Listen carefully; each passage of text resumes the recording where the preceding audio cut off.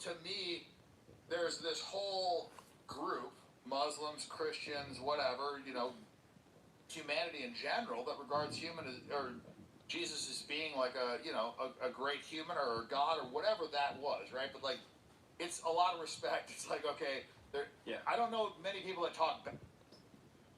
G Herbo on Big Facts today. What up? What up? What up? I gotta unsubscribe. Just being 100, like staying outside in my hood, my shit dangerous. You gonna get shot up. Your ass gonna die being out there. You know what I'm saying? As a man, I learned like accountability is important.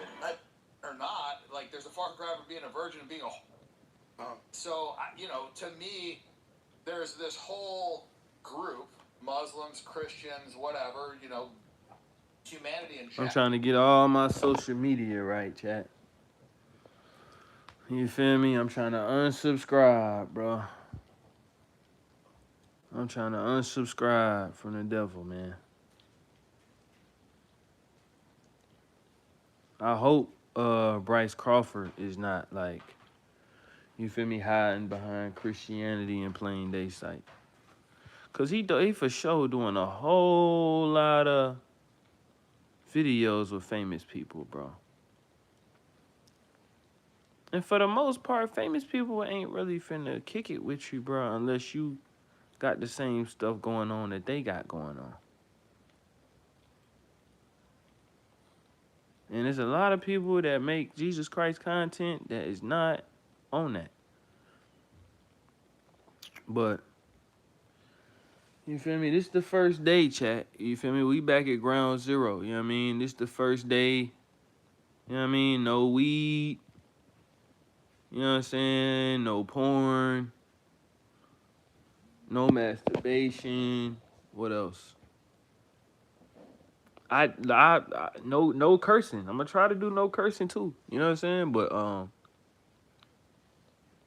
and I low key been fasting for like 2 days. You know what I mean? So I guess I break my like on accident though. You know what I'm saying? Like I low key went the whole day yesterday without eating and didn't even realize it. That's how much, you feel me? I guess this stuff be like consuming a nigga brain. Nigga ain't no cuss word, by the way, so it's alright for me to say that. But yeah, like I pretty much been fasting, bro, on accident. So I guess I'm not even really been thinking about it, but I guess I'm gonna break my fast. You know what I'm saying? At 7 o'clock when I feed my dogs, man. So W Clay Cash in the chat, you know what I'm saying? Y'all spam them dubs. Hilario, Alfaro, hello. What's good, chat? How y'all feeling, man? Hey, man, I apologize to everybody I upset, bro. That you know what I mean? When I got on here the other day and made my statement about, you know what I'm saying, thinking about selling my soul or, you know what I'm saying, and all that. I want to apologize to everybody, all my, you feel me? Greeting, young blood. What's up, Nolan? But I just want to apologize, bro, to all of my disciple, you know what I'm saying, community, all of my disciple followers. You know what I'm saying? I want to apologize to y'all for you know, upsetting y'all possibly, or like, you know what I mean? If y'all look at me for inspiration, I apologize for, you know what I mean, discouraging y'all. You know what I mean? I know that probably was like a low blow to people that like, you know what I mean? You know, kind of started getting used to like coming on my lives and just like, you know, kind of trying to get in the flow of just like, you know, being in Jesus Christ, being in the Word, you know what I mean? So yeah, from the bottom of my heart, man, I apologize to all my, you know, disciple faith family. You know, all my diehard Jesus Christ fans, man. Family. And I want to tell y'all, bro, it's never gonna happen again. It's never gonna happen again. Hi, I'm from Sweden. What up, Patrick? Shout out Patrick from Sweden, man. W's in the chat for my boy Patrick. But yeah, we gotta tighten up, chat. Like we not playing around no more, man. This ain't nothing to be played with, bro. You feel me?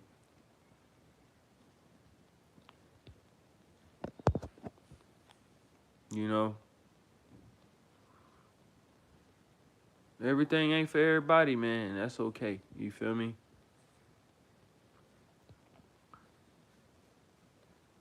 You know, somebody in my chat right now might feel like they don't fit in, bro. Let me tell y'all, man.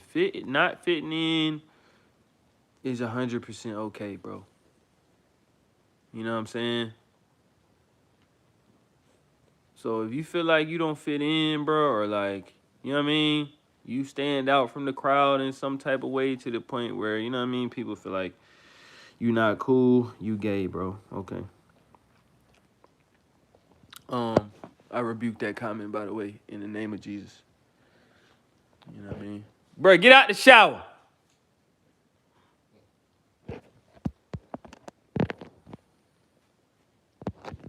Nigga, I probably gotta get rid of my shower curtain. Nigga, that's Hermes. Anything designer, bro, is demonic. I'm gonna have to get rid of my awful lot of cough syrup hat.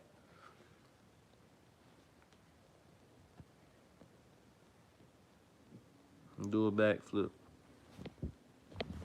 How was that? Hey, man. I rebuke all negativity in this chat. You feel me? We finna go even more positive.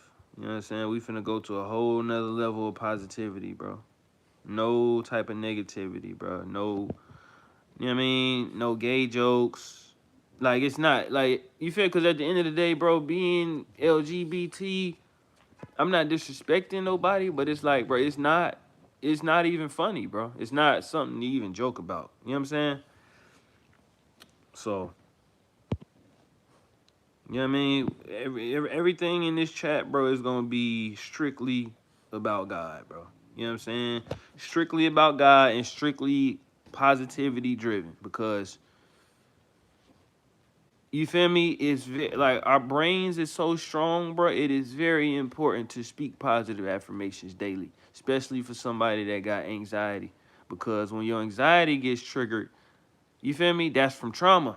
And when your anxiety is just randomly going off for no reason and you don't know why, or there's no reason why you should have anxiety in the situation or the moment that you're having it, is because your body and your brain don't know when it's safe and when it's not safe. So if you telling your body and your brain when you safe and when you're not safe, you feel me? It's kind of like, you know, it evens out. It's like it's kind of like retraining your brain to, like, you know, kind of relax, not tense up so much.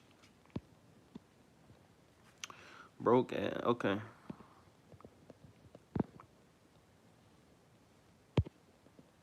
I rebuke all negativity. All negativity in the chat, I rebuke it in Jesus' name. Edward, why what? Hey, man. I rebuke that as well in Jesus' name, brother. God bless you, though, man. You know what I'm saying? Hopefully you keep coming in my, you know what I'm saying, coming in my chat. You feel me? You feel me, being a part of these discussions with us, man, as a community. But I'm going to have to remove that one, too. You know what I'm saying? And if I got down like that, then I would have sold my soul a couple days ago. You know what I'm saying? So, that should, you know, cease that whole conversation. Jason Davis, L, yay. Yeah, bro, yay. Yay, bro. I'm not going to say I'm disappointed in yay, bro, because I understand it. You know what I'm saying? I definitely understand. But everybody just not made for superstardom, bro. Everybody not made to be a star. You know what I'm saying? I'm not going to say I'm not made to be a star, but you feel me? Like, you can be a star in more ways than one. You know what I'm saying? Now, you might not get Hey, bro, no profanity. No profanity in the chat. I rebuke that in the name of Jesus. No profanity. We know. I'm never lying to y'all, man. I ain't even lie to y'all when I thought about selling my soul. You feel me? So it's like, why would y'all think I'm lying to y'all about anything else, man? I rebuke that comment in the name of Jesus, man.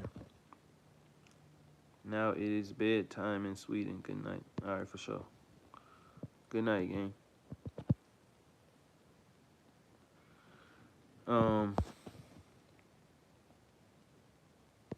Yeah, yay, bro. I was thinking about, you feel me, going on Ye website, bro, and buying all of his, like, you feel me, plain clothing. But Ye is back on the dark side. Ye is making a comeback. I think he got a show. They might be having a show as we speak, bro, in Japan. Him and Travis Scott. I'm not finna pull it up though, cause I'm trying to unsubscribe to all of it, bro. Cause that's the only way I'ma truly be for God, man. You know what I'm saying? If you leave the door open for, you feel me, your favorite artist to keep, you feel me, putting that music in your ear, they gonna keep doing it. And the reason I know how I know they gonna keep doing it is because, nigga, social media is controlled, you feel me, by, you know what I'm saying, Hollywood. But yeah, man. This day one, chat, you feel me? And I feel good. Like I ain't had one thought about smoking today. What's good, brother?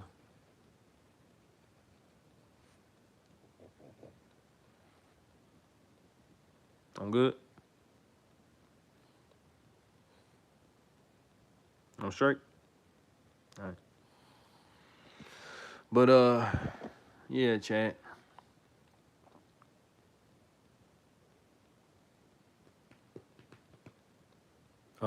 Yeah, man, I ain't had really no desire to smoke today, cause it's like I get it, bro. I get it. I 100% get it. I didn't get it before, but I definitely get it now, bro. And it's definitely way more serious than waking up smoking a blunt every day, bro. Even though I liked to smoke a blunt and listen to the word, bro. Weed, bro. You feel me? As long as you are victim to something, all the devil needs is for you to fall victim to one thing. You feel me? You can deny everything else in the world, bro. If you get weak about one thing that's of the world, nigga, the devil got you. That's how easy it is to fall victim to the devil and sin. You feel me? So it's like, you literally have to shut yourself off from the world. Like, kill your flesh, bro. Like I heard on Instagram, either today or yesterday. You know what I'm saying?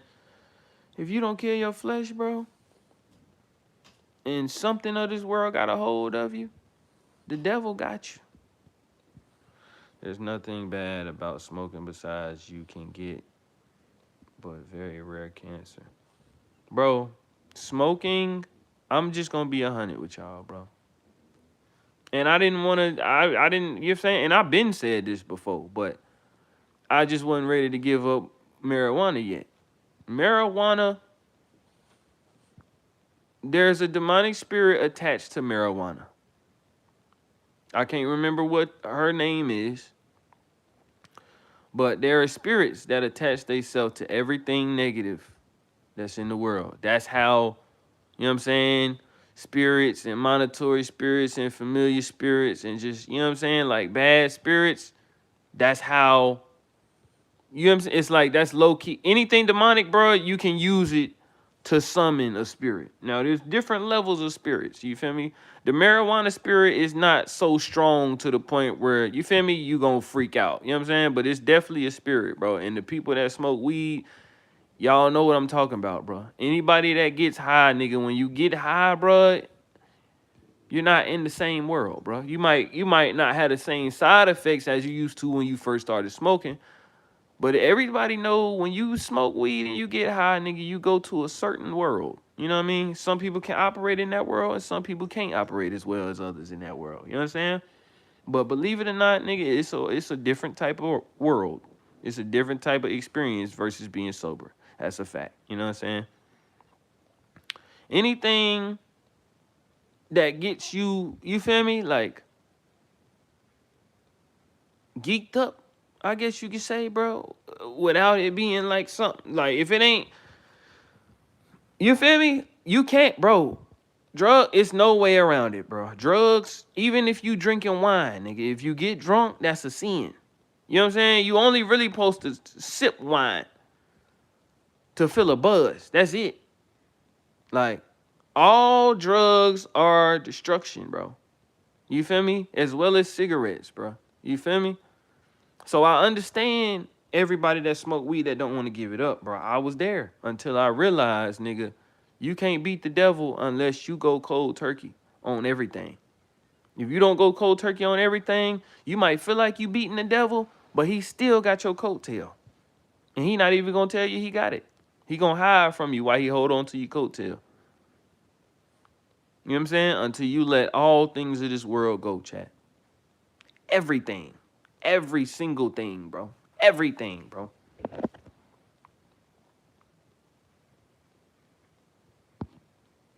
I'm trying to figure out, you know what I'm saying? Like, I'm about to sit. I got all my designer clothes right here, bro, on the floor. Balenciaga jeans, vertebrae sweats, you know what I'm saying? Everything, all fashion. I'm if anybody got a fly Christian clothing brand, bro, that they can recommend me, bro, please send it through. I seen one, somebody DM me yesterday. I need to go look for it. You feel me? But after I sell all my designer clothes, bro, I'm going yay mode, bro. I'm going no logos. I'm going plain. I might just wear plain white for the rest of my life, bro. I don't want to wear black. Cause black, you feel me? Black can be, I don't know, man. I'm gonna have to look deeper into colors and all that. But I know white is a good, safe color. You know what I'm saying? White kind of just like, you know what I mean? Keep all negativity from off you and all that good stuff. You know what I'm saying?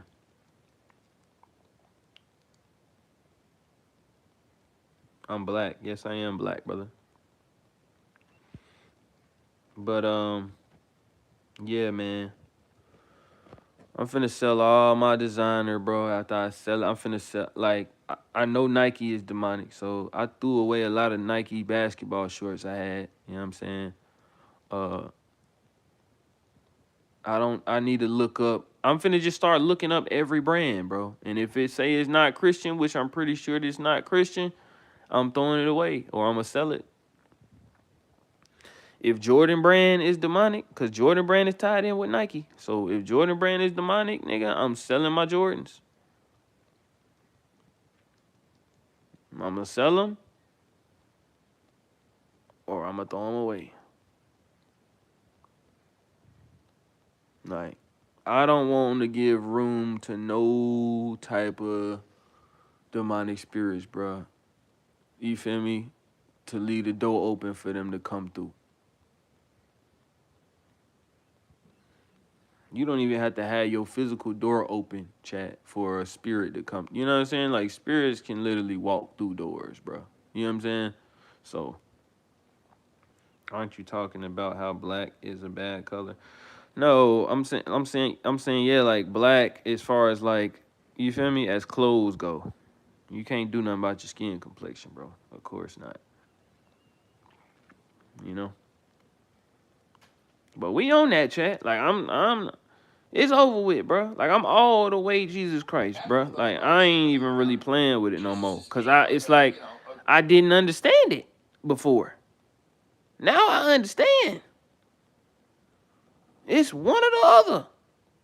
And if you sitting here just sitting around in the middle, playing around and thinking you cool and just living your life, you probably the dumbest. You feel me? Because it's like you sitting there half stepping when if you don't want to be on God's side, you can go 100% the other way and be having your way. So the people that's just in the middle, just living their life and whatever, and you ain't really chose no side, first of all, they gonna choose a side for you. So it's like you low-key risking going to hell and not living to your fullest potential while you on earth.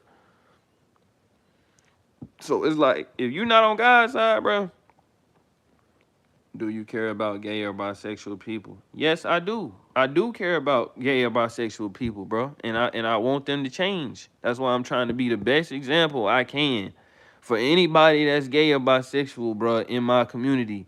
You feel me? To at least, like, just, I know it ain't easy, y'all, but try to think about changing, bro. Like, you feel me? I know some people got so many spirits on them, bro, that they can't, it's very hard. Like, some people got more than one spirit on them. You feel me? So, and sex spirits can get very strong. You know what I mean? And very influential. Think about it, bro. Like, 9 times out of 10, when you end up masturbating or jacking off, you ain't even really thinking about it. It's like the shit just happened. You feel me? If you think about it, what we tweaking about today? No tweaking. And we not doing no negativity in the chat. We not doing no tweaking. We talking strictly about God. We not talking negative. We talking positive. And anybody that leave a negative comment in this chat, I gotta remove it. And if you keep going, I'm gonna have to, you know what I'm saying, time you out. Because words are very important, bro. We all have brain trauma, and it's very important that I use this platform to try and heal our brain trauma as a as a disciple community. You feel me? Because it's just important, bro. You know what I mean? Like, you're not at your best form when you got trauma and you having anxiety. You know what I'm saying? So how we gonna try to start fixing that? We gonna keep everything in the chat positive. Everything.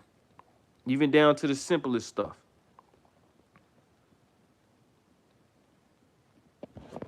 Even down to the simplest stuff. You know what I'm saying? It's not a fact of people being hurt by words. But since you asked me that, bro, words 9 times out of 10 is what hurts people more than any physical altercation ever could. Believe it or not. So yes, words are important. You know what I'm saying? Your words have power. You feel me? The power of the tongue is real. You feel me? So that's you, bro. You know what I'm saying? I'm trying to get my, you feel me? If you don't agree with what I'm saying, bro, you have every right to, you know what I'm saying, exit the chat. You feel me? But as far as me and the community go, bro, there's definitely people in this chat that got trauma. You feel me? There's definitely people in this chat that got anxiety. You know how I know that? Because I have it. And if people been watching my videos, you feel me, they still here because they either relate to what I'm saying, or they feeling convicted about what I'm saying, or, you know what I'm saying, they was pissed off at one point about something I done said. You know what I'm saying? That's also why you feel me, you know what I'm saying? That's also why I done came on here and just apologized a few times, because it's like I said before, some of my streams I don't even watch. Like, I just get on there, you feel me, talk about what's on my mind for the day and get off. You know what I'm saying? So it's like, I'm knowing I be saying crazy stuff. So I'm knowing I could have said something insane one day that pissed somebody out that I ain't even watched the live back. You know what I'm saying? So, but yeah, man, chat. You know what I'm saying? We keeping everything positive. You feel me? Like, all the way to the T. Positivity and Christ talk, bro. That's it. And when I drop a Christian song for y'all, you know what I mean? We're gonna keep going up like that. I'm gonna still shoot the video for Face. And then after I shoot the video for Face, bro, no more worldly music.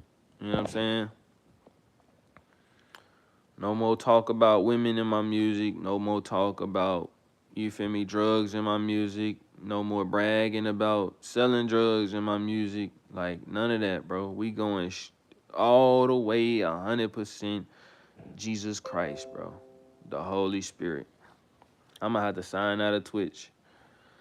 Because, you feel me, Twitch streams be popping up. And now that I know, you feel me, what Twitch is about, it's like, you know what I mean? It's demonic, bro. I can't take no parts in Twitch, man. It don't have to be demonic, you feel me? You can use it in a good way. But a lot of the top streamers, bro, you feel me? Twitch is mainly a demonic platform, for sure.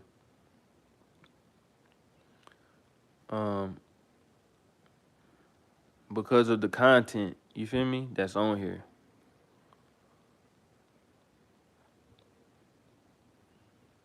"21 Bible, what that mean? If you're believing the Bible, then why are you taking out the fact that being black is a sin?" Bro, what are you talking about? I don't even know what that means.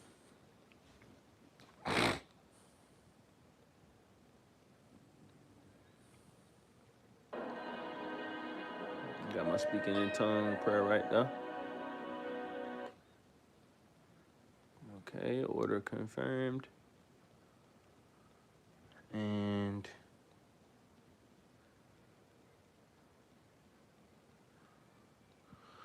I didn't say being black was a sin, though, bro.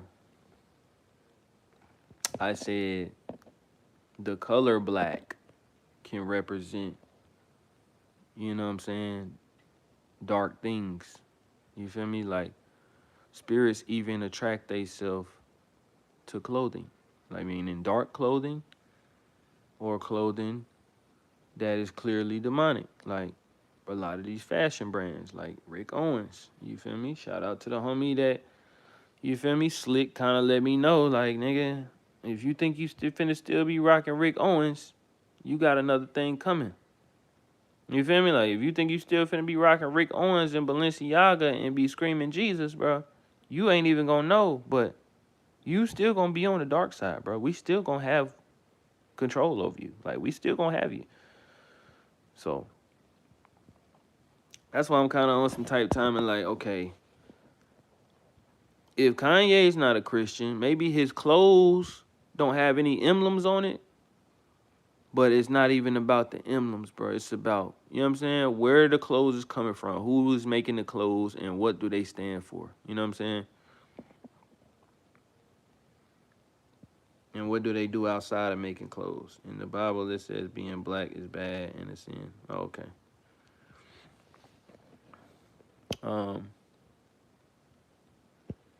I need to go check the dough. See if my groceries here.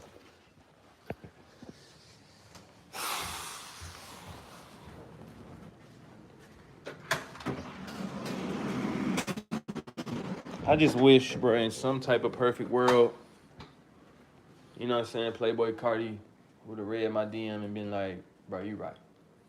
You know what I'm saying? I'm finna switch the whole. But it's like, I know how it go. I know how it go now. So it's not, you know what I mean? Not really. It's not really that. You feel me? Like, if it was that simple, bro, people would do it. That's all I'm gonna say. You know what I'm saying?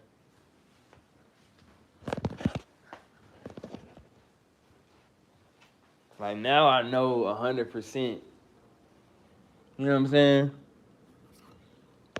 that what Kanye said about, you feel me, things being in artist contract about, you feel me, not talking about Jesus Christ, bro. Now I know that that's factual. You know what I'm saying? Everybody ain't in no contract like that.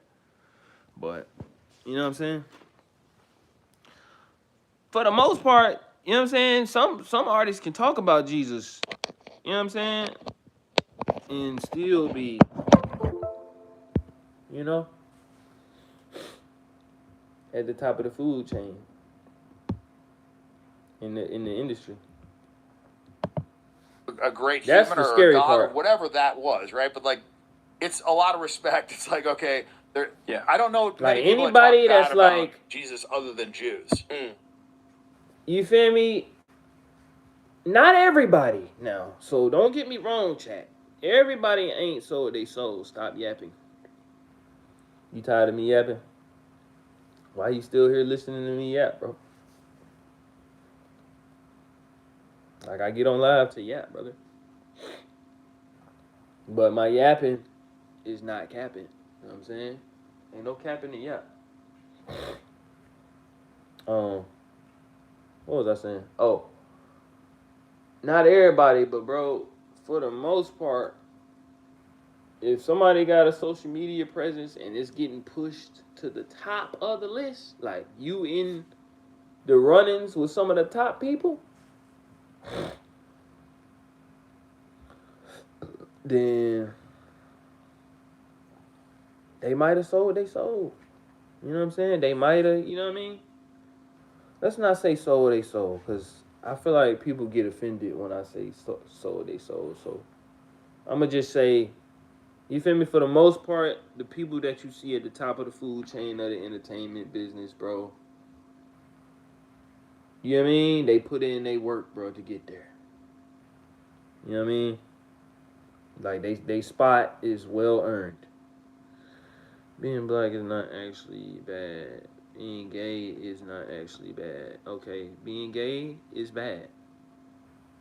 Being gay is bad. I'm just gonna be 100% honest with y'all, chat. So anybody in my community, bro, that's gay and bisexual, bro, I'm gonna be 100 with y'all. You feel me? We not gonna be in here disrespecting nobody, but it's not right. So if you're gonna be in my chat, you absolutely have to change.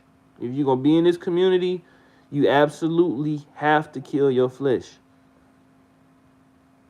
You feel me? And live for God. I'm telling y'all, it don't feel right now. It don't feel good right now, but I'm telling y'all, bro, God is coming back. And I know that now more than I ever knew that in my life, chat. You feel what I'm saying? Because outer space is real, and there is a world that exists outside of the bowl that we live in, bro. Outside of Bikini Bottom, the world is way bigger than Bikini Bottom. Stop, boy.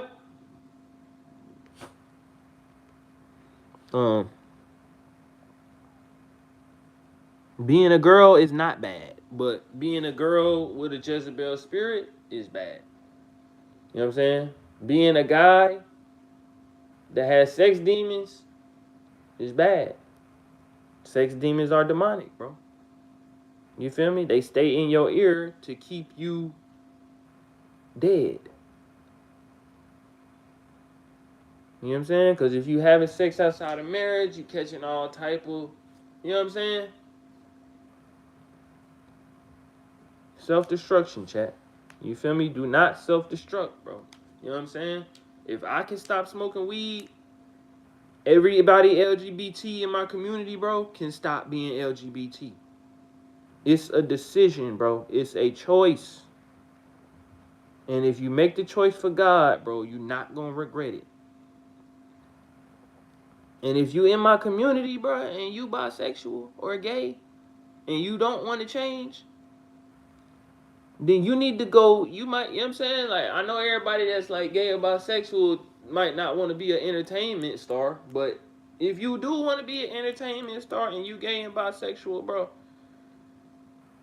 it's an alley for you in the entertainment business. Now, everybody don't take the same alley, because like I said before, it's more ways to do what you got to do to earn your spot. You know what I'm saying?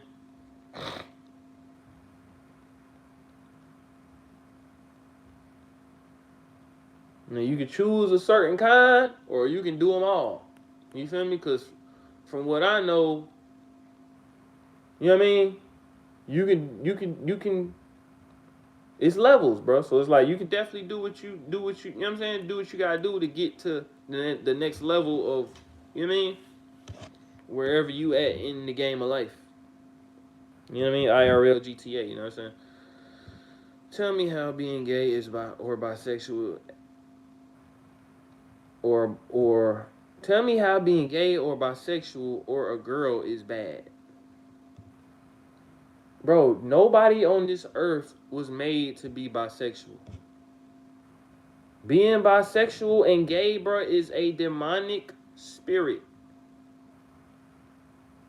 A lot of things that are not of God come with spirits. If you are participating in gay or bisexual activity, chat, you are being controlled by a spirit. There is a spirit inside of you forcing you to think that way, forcing that type of stuff to be on your mind.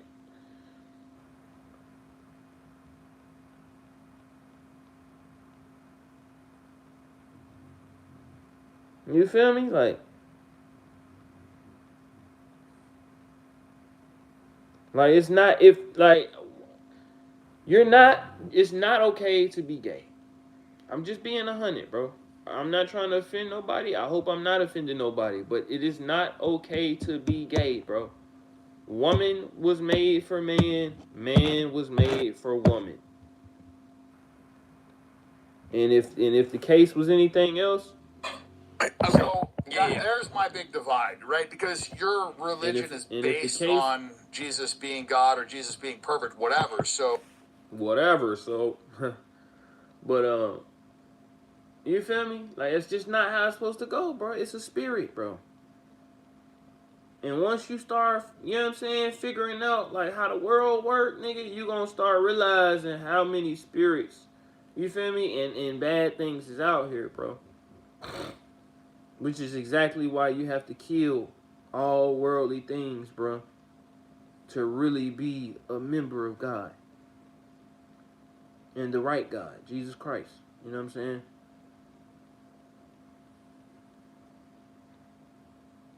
Sometimes I feel like Jesus Christ ain't even the right word. You feel me? Sometimes I feel like I need to be saying, you feel me, Yeshua or Yahweh. You know what I mean?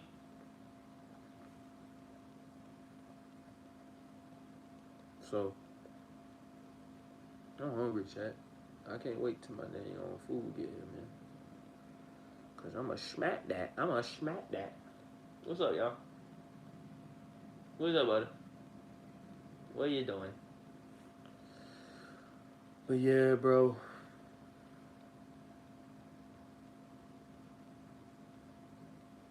Alright, let's finish watching this. So how could you ever align with somebody that thinks that he's a piece of shit?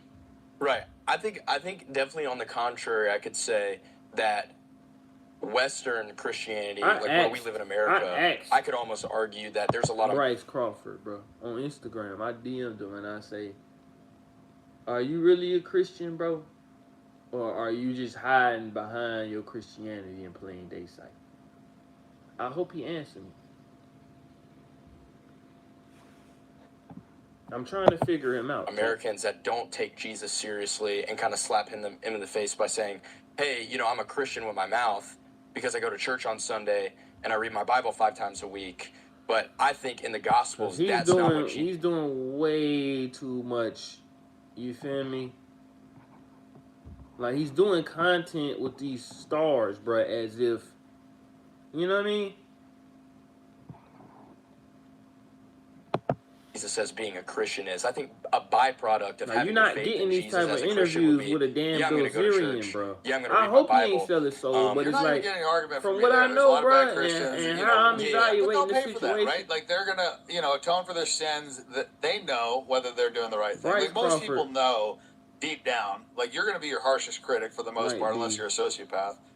And so, you know, to me, it's like, look, it's one thing to be a bad Christian. You know, it's one thing to, you know, like believe this stuff and, you know, not necessarily practice or fall into sin. And, you know, and the Bible talks about that. I ain't gonna lie, I do feel a little weird that I'm not high right now. And that's kind of the part of the process. You know, we're not all going to be perfect humans. In fact, you know, other than Jesus, I don't know of any, right? So to me, I think there's a far cry from not being a good Christian and going beyond blasphemy, in my opinion. For sure. Right? So, like, you're almost comparing, like, okay, these people, like, you know, they're not that good. Like, it's almost like people that are committing misdemeanors, or, you know, maybe they're stealing a candy bar, like, and then there's somebody that's, like, murdering somebody, like, or being children, right? Yeah. Like, there's different levels of this. And so, to me, there's being a bad Christian is, like, whatever, you know, like, maybe that person has to repent, maybe he's going to pay for those sins, whatever it is. Yeah.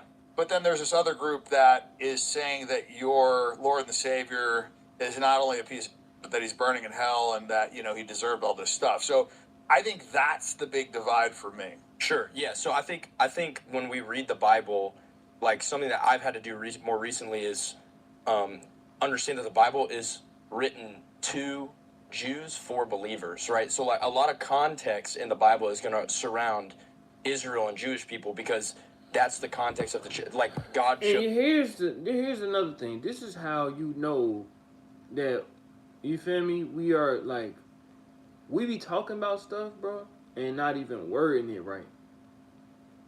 A Jew and a Jewish person, from what I know, is not the same thing.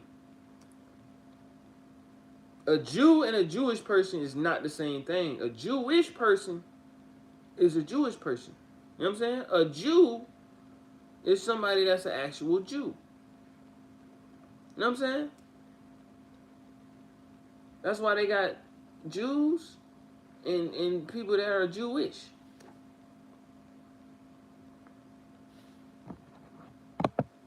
Chose the nation of Israel to be the chosen nation. I don't know why he did that, but well, there was the Canaanites, right? And a lot of times that you talk about, you know, Genesis, where it says, you know, I will bless, or, you know, you will be blessed, and those that, you know, bless you will be blessed, and those that curse you will be cursed. And a lot of times that's tried to twist and then talk about Israel, but it wasn't. He was talking about Abraham in that verse, if I remember correctly. That was not about Israel. A lot of people then twist that to say, oh, well, you know, he went to Israel, and that would also talk about his land. And it's like, that's not what the quote said, right? And also, you know, you have the Old Testament, which, you know, I ain't gonna lie, I read some of the Old Testament, and to I could be wrong about when this. you're talking about, like, oh, this, but when I got swayed, bro, you feel me, a little bit, and I was sitting here talking to y'all, you know what I mean, about that other stuff that I was talking to y'all about the other day, I kind of felt some type of shift, as if, like, you feel me, the people that was, you know what I'm saying, persuaded me to come to the dark side, I low-key feel like they kind of got sad for a second, that they, like, convinced me. You know what I mean? And that was kind of, if that's facts, bro, that was kind of, I found that kind of weird, like. And I ain't gonna lie, when I thought like that, that's also what made, it was not an easy decision, by the way, chat. I'm not finna sit here and cap to y'all, like I just snapped out of it, like, nah, like, the whole day yesterday, bro, I'm just sitting, you feel me, like, I'm in the Twitch chats, bro, you feel me, trying to figure out if I just want to dive in head first, or, like, you feel me, is it not worth it for me? And, bro, I'm talking about, I was battling all day yesterday, bro.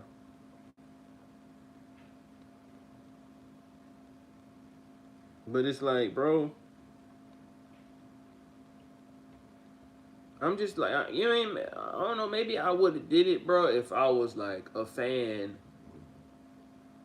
you know what I'm saying, of how things go. You know what I'm saying? Like, if I was a fan of how the operation of things went, then maybe I would have did it. But it's just like, I don't know, bro. I like clarity, chat. I like clarity. You know what I'm saying? I'm the type of person, bro, I need to know exactly what you feeling, how you feeling, and when you feeling it. You know what I'm saying? The dark side don't really communicate that way. And you gotta, like, you almost gotta just, like, catch on to the communication. And if you don't catch on to the communication good enough, you know what I'm saying? To the point where you just like fully understand, you feel me? Every like how the conversations go.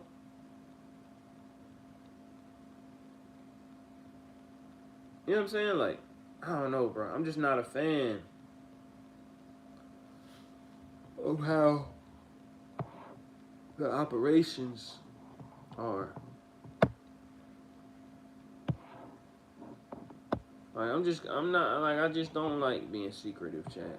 You know what I'm saying? I don't like being secretive, man. I like to be free. You feel me? I don't like being secretive. I don't like feeling like,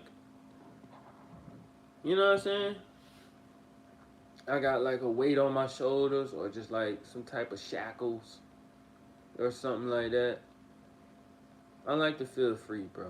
You feel me? I like to feel free. I like to, you know what I mean? Speak free, speak real. You feel me? Try to speak as accurate as I can and to the point as I can. You know?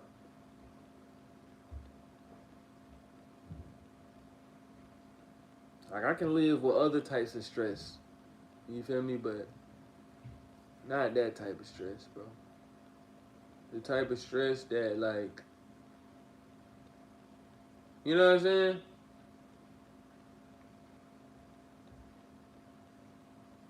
Like, my conscience, bro, literally, bro, eats away at my brain, bro. When I know, well, you feel me? When I, like, gotta, like, you feel me? I don't know how to explain it, but my conscience is crazy, bro. It's too crazy to the point where, you know what I'm saying? I can't really do nothing, bro.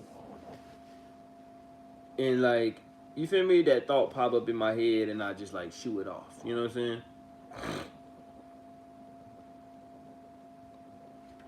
And it's like, that's kind of like what drugs are supposed to help with, bro. But you feel me? Drugs is killing us, man. So it's like, if you waking up doing a drug every day, it's spirits attaching. It's spirits that's kicking with you while you doing the drugs. You feel me? And you just like slowly killing yourself every day. You know what I'm saying? Every day I light up a joint, I'm cutting my lifespan short.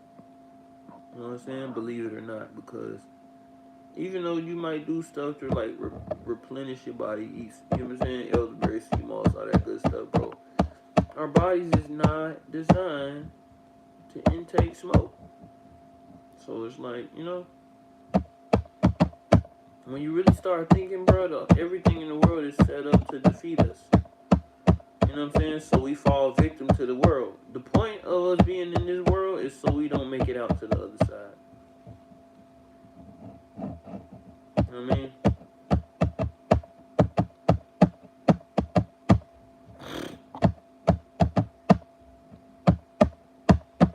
The enemy's good though, bro. Like I tip my hat off to them. They're good. They're good, man, at what they do. Cause they for sure almost got me.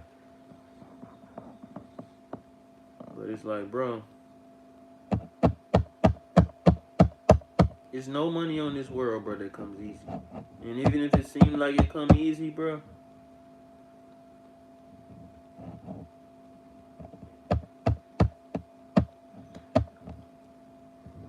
it could come easy, bro, depending on, you know what I'm saying, I guess what type of person we dealing with or what type of person I'm describing or talking about, you know what I mean? But all money ain't good money, chat. And not everybody, but a lot of people that got a lot of money, bro, the devil gave it to them. And I ain't gonna lie, bro. If you ask me, being on the dark side, it benefits you as far as this world goes. Like, you'll experience the highest level of this world, but bro, to me now, being on the dark side is harder than being on the, you know what I'm saying, on the light side. If you know, if you know what I'm saying, like, if you know what I'm saying.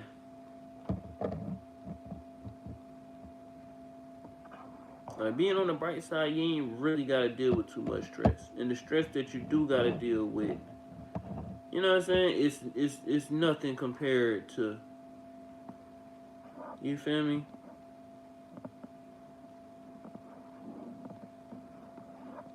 The stresses that come, at least for me, you know what I'm saying. Everybody different, I know, but for me, chat, no sir, no sir, man. Much gold was used for this and this much silver was used for this. We're going to sacrifice this animal to make God happy. And like, you know, we must kill this entire tribe and the women and children. Like, to me, that doesn't sound like the word of God. You know, maybe it is, maybe it's not.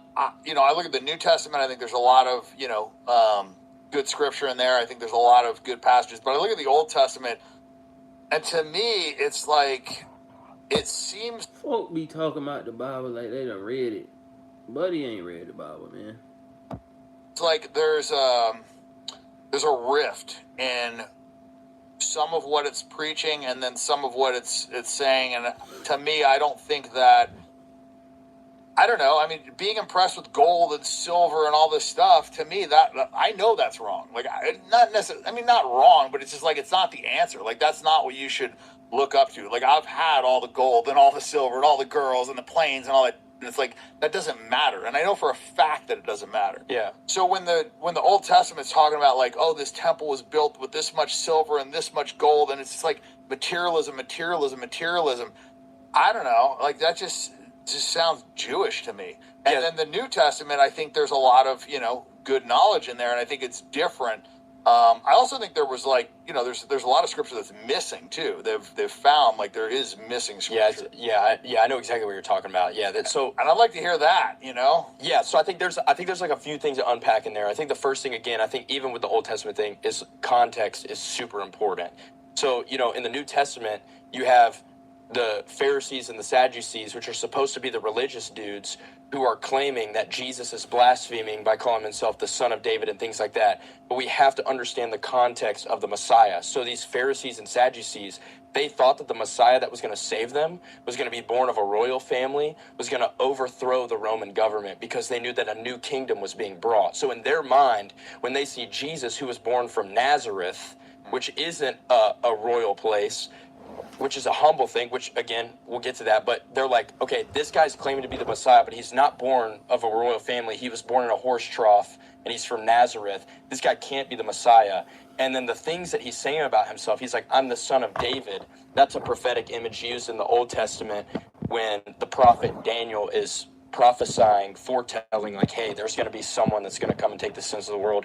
He's the son of David, like all those things. So these guys, I think that's why God has grace for those people when and if they come to realize that Jesus Christ was the Messiah, because that's what happens this whole time. Jesus is doing his ministry, healing the sick, setting people free of demons, and saying the kingdom of heaven is at hand. Repent, change your ways. And then there's 1 week where they're laying palm leaves at his feet going, yep, you're the Messiah. And then a week later, those same people nail him to the cross and kill him. And they say, yeah, kill that guy. He's a total phony. The second he dies, the temple tears in half. There's a veil. So the Old Testament, so in the Old Testament, you have the temple where the presence of God was, and it was behind this veil. And there was only one dude that could go back there, and that was to emphasize the holiness of God. It means God is holy, he's just, meaning you can't just approach God willy-nilly, like he's holy. And so it meant that if you were the guy that was allowed to go back there, it was a big deal. Well, the second Jesus dies, this massive, thick curtain entering into the presence of God that only one dude could go into tears in half. And it's symbolism saying, now God is accessible to all people. Meaning it's not this exclusive hierarchy where only this guy can go in there, and they would literally tie a rope around the guy that went in there with a bell around his feet in case he died. Because if he did something wrong, he would die under the presence of God because he was holy. And so now you have this imagery here of saying, okay, now God has made himself accessible to everyone. And then we as Christians believe that Jesus raised from the dead, defeating sin and death, meaning if we put our faith in Jesus, we have that. So these people, the Pharisees, the Sadducees, and even Orthodox Jews today that just don't believe that Jesus is the Messiah, right? In their brain, they're thinking in that time period, their Messiah is going to be this guy from the royal family overthrowing the government, when really the kingdom that Jesus was bringing was one that defeats sin and death. It's greater than the carnal mind. Because you and I would both know, we live in the world where it's like, it's easy to be enslaved to things, money, people, work. And so their mind is just practical. Their mind's not on spiritual things. And there's so many times where Jesus is like, man, put your mind here. Put your mind up to heaven. Don't put your mind here. It's not that all of these things are bad, but if this is your world and your God, you're going to lose yourself and lose your soul. And so then when we look in the Old Testament and you see things like gold and silver and things like that, I think ain't bad. I don't know. we have to read into a lot of the context, right? A lot of Old Testament, there's a lot of history involved. You know, so I'll talk to some people that say, well, Solomon had 900 wives, so the Bible is telling me that I can have as many wives as I want. And I would argue, no, it's not. Yeah, if you understand the story of King Solomon, which resonates a lot with me, he had all that stuff, and then he comes to realize that that's not what's important. You know? Right. But I think you have sometimes, I mean, at least for me, like I had to experience that to know. You know, like I was one of those guys that I had to burn my hand on the stove a few times. Yeah.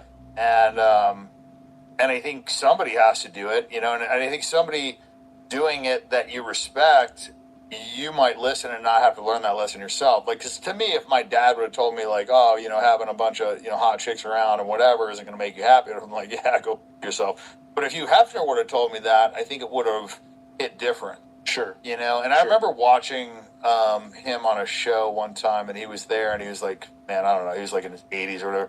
By the way, excuse my language, I was in the military, and I got... Dude, don't feel... Bro, you're all good. It was like a Bible channel, but anyways, I was watching him, and he was like 80 years old, and he was surrounded by these three bimbos that clearly didn't want to have sex with him, and they were just talking about nonsense. And I remember thinking, I'm like, man, if I'm 80 years old and I'm in his spot with three idiots talking about nonsense that don't want to sleep with me, you know, just shoot me in the head, like put me down, like I don't want, you know what I mean? Like that would be hell for me. And unfortunately, I don't think he ever really learned, you know, like to me, he was like an icon when I was younger. I was like, man, this guy's got it all. You know, he's not even that good looking, but he's got all these hot chicks. He's throwing the parties. He's got all these celebrities around. Like I was like, that was everything I wanted. Yeah. You know, it's funny. And then I got that. And then, you know, I think the parties I threw were better than his. You know what I mean? So I did it like on another thing and it just wasn't it. You know? I mean, it was cool. Don't get me wrong. Like it was cool to do that and it was cool to experience that. But I definitely realized like I had more fun just surfing with some of my buddies and doing mushrooms on a beach or whatever in Hawaii than I did doing these crazy parties and having all these women and whatever. And so, yeah, I think I had to learn that lesson a bunch of times, but, you know, King Solomon, that's a, you know, perfect example of, you know, a guy that had all this stuff that everybody thinks that they want or need or whatever. And, you know, and then you realize that it wasn't the answer. Yep. I love Proverbs, my favorite book. So I read a proverb a day, every day, because there's 31 proverbs and most times 31 days in a month. So every month I'm like recycling through Proverbs because I think there's the perfect balance in there of practicality and the spiritual aspect of Christianity, where he's blasting this main message of like real wisdom is the fear of the Lord. If you fear God, that's the main priority. But he's also like, yeah, an ant has no boss and works hard, so work hard with your hands. Like, be a man, work hard, prepare and harvest. Like, I love that stuff.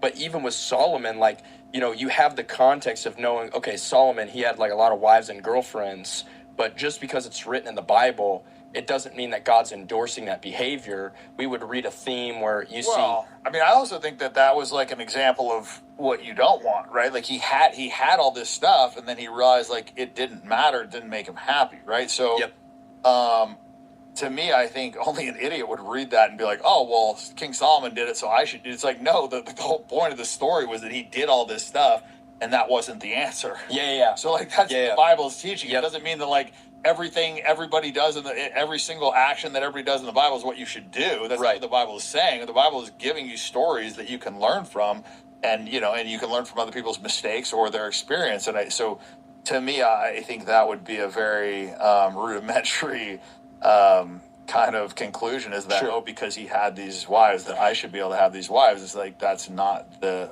story is being told. Yeah, I think the point I'm making is like even with like details, something like gold and silver, right? Like you read Leviticus and these early books of the Old Testament, and it talks about the Ark of the Covenant, and it's like, oh yeah, it has to be built this way, and this thing has to be on it, and this has to be on it. It's like there's a part of that I'm like, okay, this is just details and history. There's another part of that makes me go, okay, God has an intelligent mind and an intelligent design, and there's specifics, and this shows his righteousness and his holiness, and that makes me love God. Like this, like I think that's a beautiful thing. I think these details are necessary. Like even with the whole thing with Abraham, Abraham was married to Sarah, and Sarah was infertile. She couldn't have kids. And so God told Abraham, hey, you're going to be the father of many nations through your wife, Sarah. And he was trying to make a clear point of faith. Like, hey, look, I understand that in the carnal mind, your wife can't have kids. But I'm telling you right now, being God, you're going to have a kid or kids with Sarah. And back in that time period, it was a normal thing to where if you had a servant lady, an indentured servant, and your wife couldn't have kids, you would have kids with the servant lady. Well, he didn't believe God. He sleeps with his servant lady, and they have a baby named Ishmael. And then God goes silent for 13 years because he's like, dude, he's kind of like, what the heck, bro? Like, I just told you this was going to happen. You didn't believe me. Well, 13 years later, God's still a promise keeper. He's like, dude, you're still going to have a kid. Then he has Isaac with Sarah. And so that's where you kind of see the repercussions of disobedience to God when you have countries clashing nowadays, right? Like Palestine would be associated all the way back to Ishmael, because if you look at the lineage of Ishmael and where he's at, you'd be like, oh yeah, that makes total sense. Like Ishmael ended here, there's modern day Palestine, and then you have Israel, which God said, hey, you're going to be the father of many nations with your son through Sarah, and that lineage goes back to Abraham through Isaac. So I think these details in the Old Testament are important for us to look at and go, okay, from a practical standpoint, if you want to add the spiritual side, because there is spirituality associated with Christianity. There is. Like we believe Jesus was God. We believe that God speaks to us today. God is alive and active. Like those things, we can look at that and go, okay, there is this spiritual aspect, the details. And that again is like that. Even when I think about that stuff encourages me to go, maybe Jesus really is the truth. Yeah. I mean, like I said, I think he was at a minimum, somebody that walked a perfect path. I mean, that is like the example, right? Yeah. The example is to do what you believe is right, even when there's going to be extremely negative ramifications, like you being nailed to a cross, right? So yeah, it's easy to do the right thing when it's convenient, yeah, or when it feels good, or when it's not going to, potentially cause your death. Yeah. The test comes when something is difficult. But I think that, look, I haven't read enough of the Bible to kind of like go through it line by line. I think there's some great quotes, and for sure. And I do think that it's absolutely worth reading, and I need to do more of that. But what I did look into was kind of the Talmud, the Jewish religion, and what their belief system is, because I don't think Christianity is the problem. Like, I think Christianity is good. And if you look at the Christian nations, their value systems, I think that is a good thing. And I think that's being eroded in America today. And I wonder why. And I start looking at like the why, these Christian values as a Christian nation, like why they're being eroded, why there's men in women's locker rooms, why men are beating up women, why it's, why drag queens are reading to children, why, you go into the schools and you see, children being encouraged to be transgender or homosexual. Like that to me is an absolute attack on Christianity. What they did during the Olympics with their depiction of the Last Supper, like that was blasphemy. So I look at who's attacking this, and it's not the Muslims, it's not the Hindus, it's the Jews. They are attacking Christianity. They're the ones pushing this stuff in the media. They're the ones pushing transgenderism. And if you look at the root of this, Magnus Hirschfeld. He opened the first transgender clinic in the world, the history of the world. It was in Germany. So he did the first transgender surgery, and this was in, the 1920s, the 1930s. So this is not some new progressive whatever. Like, they were doing the same shit 100 years ago. You look at the Talmud, it's got 8 different genders. So the Bible doesn't have that. The Quran doesn't have that. So where is this coming from? It is coming from the Jewish religion. This degradation of moral fiber is coming from them. And so that's the big problem. And people don't want to talk about that. You talk about that, and then all of a sudden your show gets canceled, and you get silenced, and this and that.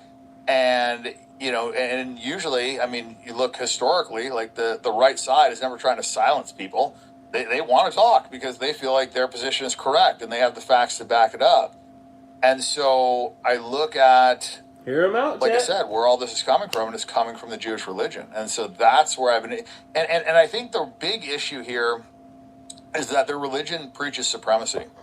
The Christian religion doesn't preach that. Islam doesn't preach that. Christians want, other people to be Christians. Muslims want other people to be Muslims. Jews don't want other people to be Jews. Jews believe that they are chosen from God and that everybody else is beneath them. That they're literally like cattle. If you look at the Talmud quotes, like, non-Jews are like cattle. You can rape them, you can steal from them, you can kill them. Like, if you look at what they actually put in their Talmud and what they believe, it is absolutely unequivocally a religion of supremacy. And you look at how you treat animals like cattle. You're not going to treat a horse or a cow that you're going to eat the same as you're going to treat a human. So the problem comes from when they believe that they're better than everybody else. And, that has big problems. And you put on top of that, they've somehow weaseled their way into a victim category because of this. And weaseled their way into almost having full control over the money. Want everybody in the world to just consistently talk about. They don't talk about Christian Holocaust, by the way. They don't talk about the Bolshevik Holocaust, the Holodomor, the Armenian Holocaust, genocide, whatever you want to call it. In fact, in Israel, they deny all of those Holocausts. Oh my and they were all perpetuated by Jews, except for the Armenian one, which was, some say it was crypto-Jews, whatever. Let's just say that was not Jews. But unequivocally, the Holodomor was, the Bolshevik genocide, those were Jews killing Christians. Like 40,000 Christian churches were burned. Like, they made it illegal to criticize Jews, and they were burning priests in the streets, in their churches, burning, congregations. Like, they mass murdered like between 30 and 60 million Christians. And that was like a predominantly Jewish leadership. And some people will try and claim, it wasn't all Jewish leadership. But you look at the people that said so.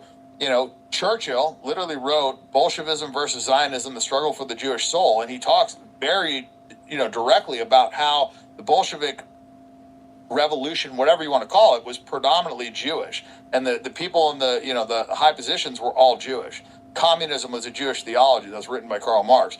So you look at where all this stuff came from. This was Jews mass murdering Christians, and this was before World War II.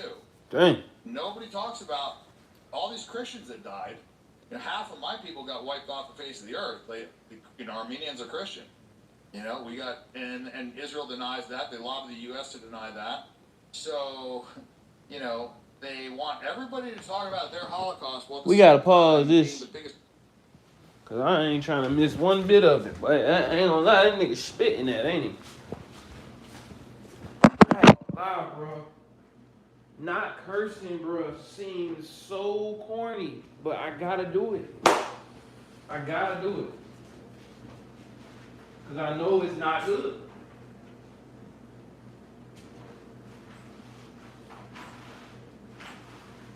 I ain't gonna lie, Chad. Anybody that can just go through life, you feel me, and not really think about, bad stuff they might have done in their life, nigga, that's a superpower, bro. That's a superpower, for sure. Big superpower. I think.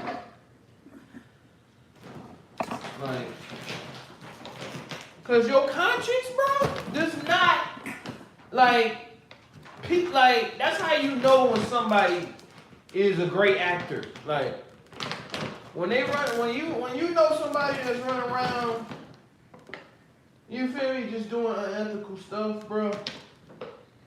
And then they can literally like walk up to you and have a regular conversation, or just like hop out, go to the store and have a regular interaction, like, you know what I'm saying? But that's a real superpower, bro. Cause that's not normal. You know what I'm saying? It's not normal to be that way. That's why I say it's a superpower, cause nigga, anybody that got trauma on their brain from doing something unethical, bro, that's a heavy weight, bro, to carry. You feel me, chat?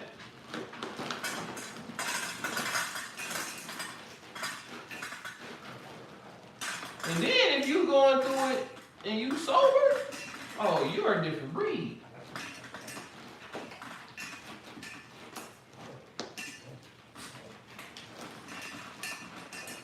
Cause there's some bad, you know what I'm saying? There's some bad mud truckers out here, bro. You feel me? That do bad stuff, but they gotta be, you know what I'm saying? They gotta be high when they doing it.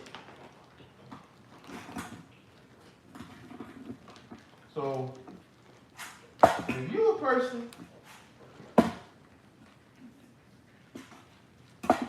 that you don't even have to be high, hey, boy, you dangerous. Dangerous, hear me?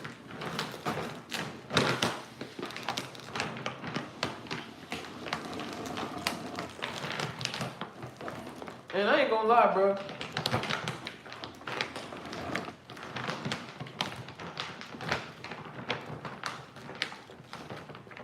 Like, I know I ain't gay because I ain't never did nothing gay in my life. You know what I'm saying? But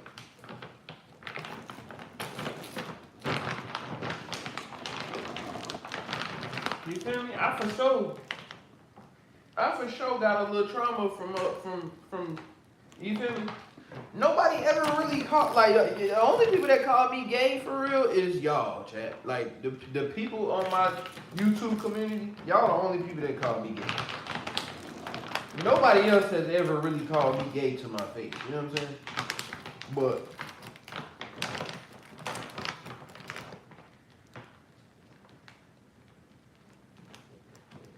you know, like, people will, you feel me? Like, you don't even have to be gay, and people, or, you know what I'm saying? Like, you don't even have to be gay to get tested, if that makes sense. You know what I'm saying? Like, you can be absolutely not gay and somebody know it and still try to test you to see if you know what I'm saying? Like, still try to test you and say something, you feel me, slick, to see how you gonna, you know what I mean? Say something gay to see how you gonna react to it, you know what I mean? And I personally feel like, nigga, the United States is the only place that does that, bro. Outside of the United, because of the Jewish. You feel me? But nobody else outside the United States, bro. You feel me? Like, gay is not a topic, bro. I said this before. But it's like, bro, United States is the only place where gay is just, you know what I'm saying? And bisexual is just like, and it's not a coincidence, bro. You feel me? It's because of who is in control of the media in our world. Or our side of the world, which is the United States. You feel me? So it's like, to be honest, I have no idea why I get triggered about it, bro. But I have definitely let, you feel me, that get to me over the years. Cause it's like, how, you know what I'm saying?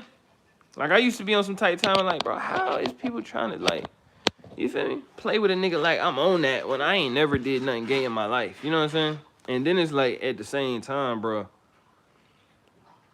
You feel me? I'm going through a lot. Like all this is happening. Like I'm losing myself and going through like, you feel me, legal battles at the same time. Like imagine you feel like you losing yourself and you losing friends and you in and out of jail all at the same time. You know what I'm saying? So like you feel me? Like it got to a point where I had very low self-esteem, bro, to the point where like, you know what I mean? People ain't even recognize who I was no more. Not like in a bad way, but like it was on some tight time like, bro, Clay ain't the same. Like Clay don't really act like himself no more. Like he all like, you know, conservative now and like, you feel me? Like it was a point in time, and I'm kind of still like that. It's like a lot of stuff that in my life humbled me, bro. So, you know, you lose yourself. You like, what's going on, bro? Why am I not feeling? You know what I'm saying? Why am I not? You know what I'm saying? Cause it's like, you know,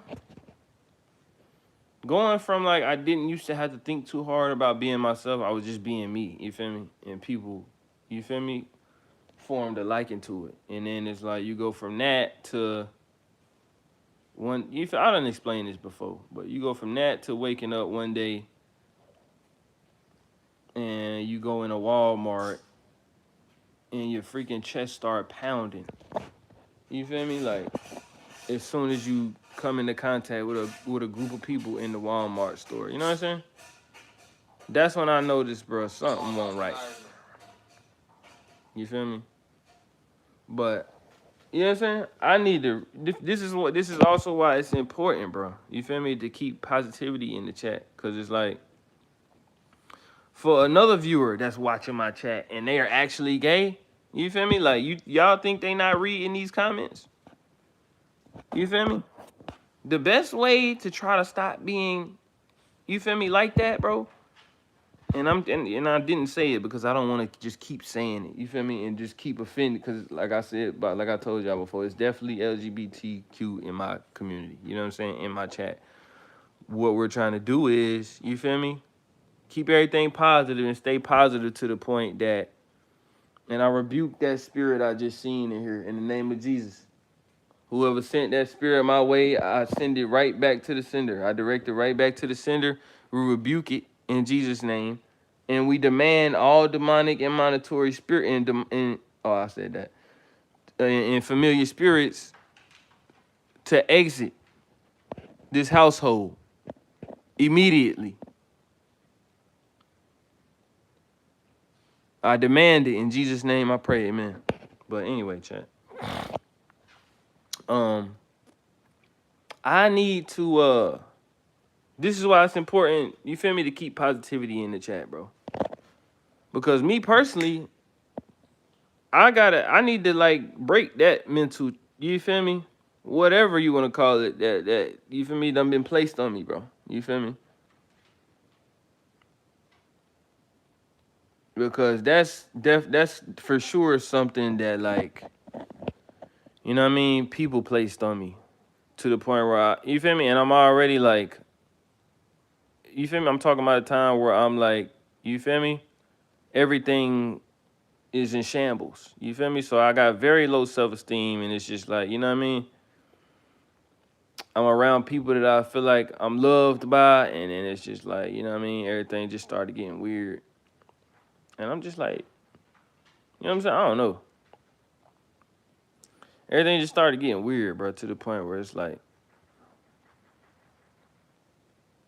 I don't know, bro. I was just doing a lot of stuff that was not like myself, bro. You feel me? Like, that's the best way I can explain it. As far as just like, you know what I mean? It was stuff down as simple as just like, you feel me? Sitting on the couch in a living room with my homies, bro, and we all smoking weed. You feel me? Like I'm catching like, you feel me? In situations where I used to thrive easily without any effort or thinking about it, bro. It's like, you feel me? Now I'm to a point where I feel like I'm getting nervous. You feel me? In a crib with my homies, bro, just sitting on the couch kicking it. You feel me? Smoking weed.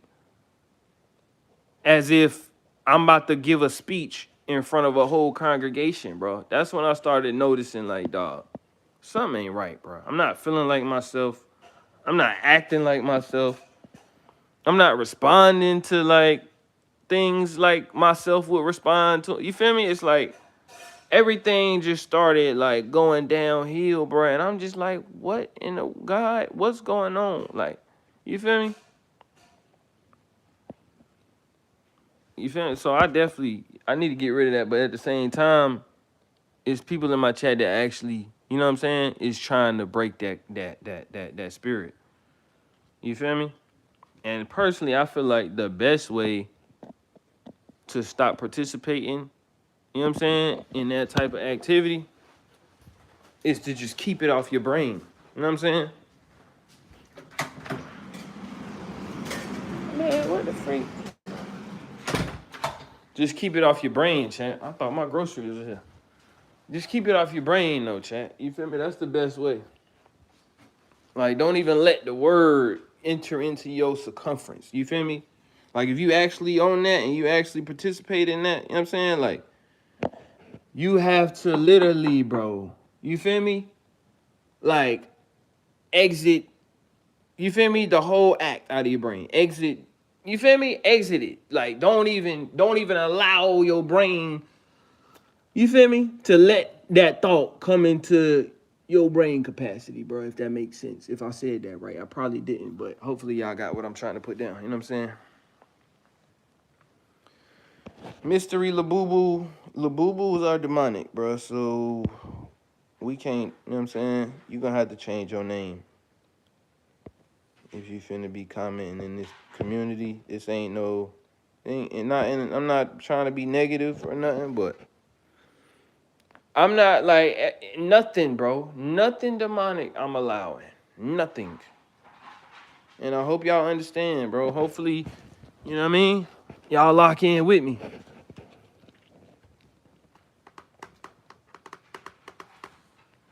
But it's like, it's like, you know what I mean? People be trying to call me gay so much to the point now that it's like, it don't even bother me, bro. I'm just being me, gang. You feel me? And if I, you know what I'm saying, catch anxiety, bro, or do something, you feel me, a little funny while I'm on live, bro. You know? It's like, dang, I don't understand why I just did that. But you feel me? Like, I know y'all done seen me on here like, Kiki, Jesus Christ, can I put this phone on the charger? Boy, Kiki, boy, when she wants some... Kiki, Jesus Christ, girl. When she wants some attention, boy, she want it, and she want it ASAP. Like, she gonna get all in your way, bro, until you acknowledge her. What's up, Rex? Come here. Come here. You got crust on your eye, man. Come here. Come here, nigga. All right. But, yeah, chat. You know what I'm saying? I'm here with anybody in the chat, bro, that's struggling with anything, bro. I'm here for y'all, gang. You know what I'm saying? I'm here for you either way, but I'm for sure here for you if you want to change your ways. You know what I mean? Because, you know what I'm saying? This type of stuff always works better in numbers. Like, if we a whole community, bro, pushing a agenda of being a disciple, who gonna stop us? You know what I'm saying? Who is gonna stop us, chat?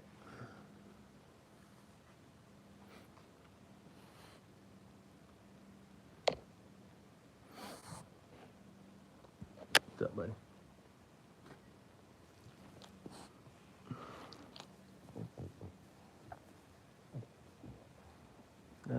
That ain't really work how I thought it was gonna work, but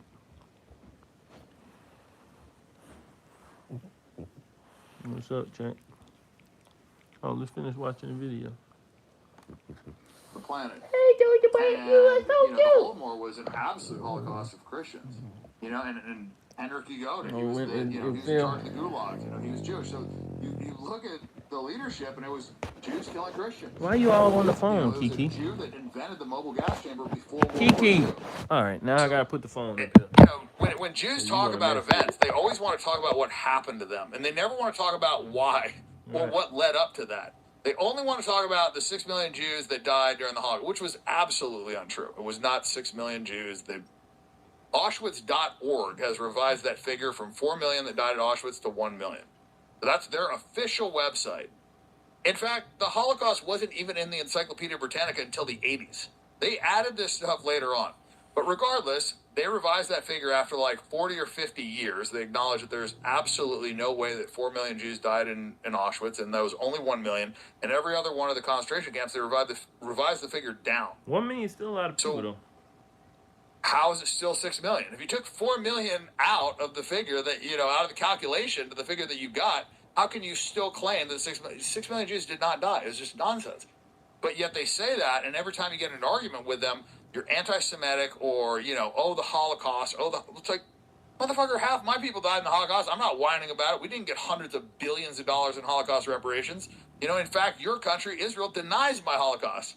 So don't tell me that I have to, recognize yours. Why can I be thrown in jail in numerous countries in Europe for even saying that? But yet Israel as a country can deny my Holocaust that's recognized by, the U.S., by many, most of the countries in the world. And so the hypocrisy there bothers me a bit. And this constant victim, category that they put themselves in bothers me also, because you can't have a massive amount of power and then put yourself in a victim category and then tell people that you can't criticize them and also have a supremacist mindset. That is going to end in disaster every time. I don't care if you're Jewish, Muslim, Christian, whatever. Right. I don't care if you're a guy bumping sticks together. If you think that you're better than everybody else, if you've convinced people that you're a victim, you're overrepresented in positions of power, and people can't criticize you, that is going to end negatively every time. Yeah, Or it's gonna end good because ain't nobody really fighting it, because just the definition of yeah, pride. everybody that has Versus fought the it, world. then either No had to matter what. apologize or they died. I personally don't know a lot about the politics of Judaism and things like that. What I do know is that there's just flat out injustice in the world. It doesn't matter if someone did an eye for an eye or whatever. There's just flat out injustice that exists. And it's like murder. It's like, if I came here and murdered you, I would deserve to go to jail. Like, punishment and justice is necessary for crime. Punishment and justice is necessary for injustice. And even all throughout Scripture, you see times where God is telling the Jewish nation of Israel, do certain things, and they go, okay, and then they do the total opposite of what he tells them to do, and he doesn't let them slide. Well, they think they can trick God. They think that they can transfer their sins into a chicken, swing a chicken around their head, and kill the chicken, and that's somehow going to trick God and absolve them of their sins. I mean, it's nonsense. Like, their whole religion is based on, mysticism and bullshit. And there is no Star of David in the Bible. The only star that the Bible ever mentions is a satanic star. The Remphan, Baal. These are the only people that really have any, you look at the Canaanites, and that's where I believe that a lot of the modern day Jews are from. And these are people that were sacrificing children. You look historically, they call them blood libels, but like Simon and Trent, they found this child's body drained of blood in a Jewish guy's house. And this has been happening. They didn't get expelled 1,030 different times for no reason. Coin clippings, poisoning the wells, and they absolutely murdered children. Crucified them, drained them of their blood, and then they say, oh, well, some of these, and they were convicted in court. And they say, oh, well, some of these people were tortured to get a, confession. It's like, okay, well, they were tortured, and then they showed you where the body was. You could torture me all day long. I can't tell you where some body is if I didn't put it there, right? So, they would take them to the body of this child that they had killed, and it was always usually around Passover because that was part of their blood ritual.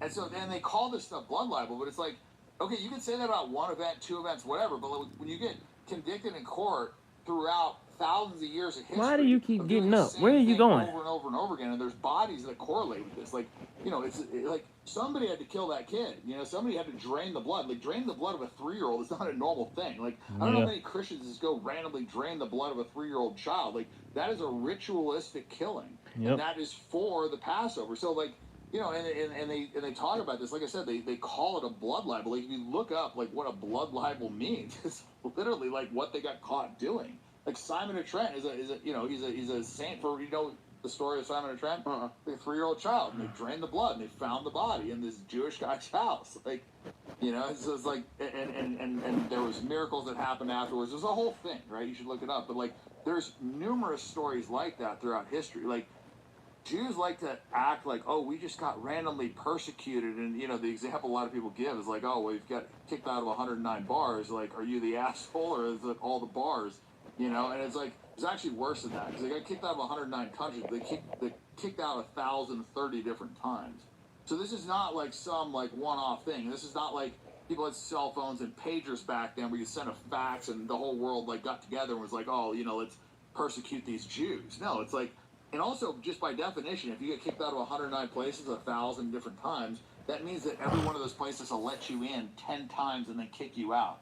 So if this was just like, hey, let's get rid of these Jews, let's kill these Jews, like, Germans are pretty good. They're pretty innovative. If they wanted to kill the Jews, they could have killed the Jews. Like, throughout history, these are like usually small groups of people. Like, they could kill them if they wanted to. They didn't. They would kick them out. They would give them another chance, screw up again. They kick them out. They screw up again. They kick them out. They screw up again. So it's like, eventually you have to start like looking at some kind of pattern recognition. You look at Bobby Fischer. He was probably the one of the highest IQs in the history of the world, probably one of the best people pattern recognition, best chess player ever. He was 100% Jewish. He blamed the Jews for everything. So you look at like a lot of this historical stuff, and it starts to become hard to deny when you have this information. You start looking like, for instance, the Rambam. That was one of the main Jewish prophets or whatever. That was like one of their like top guys.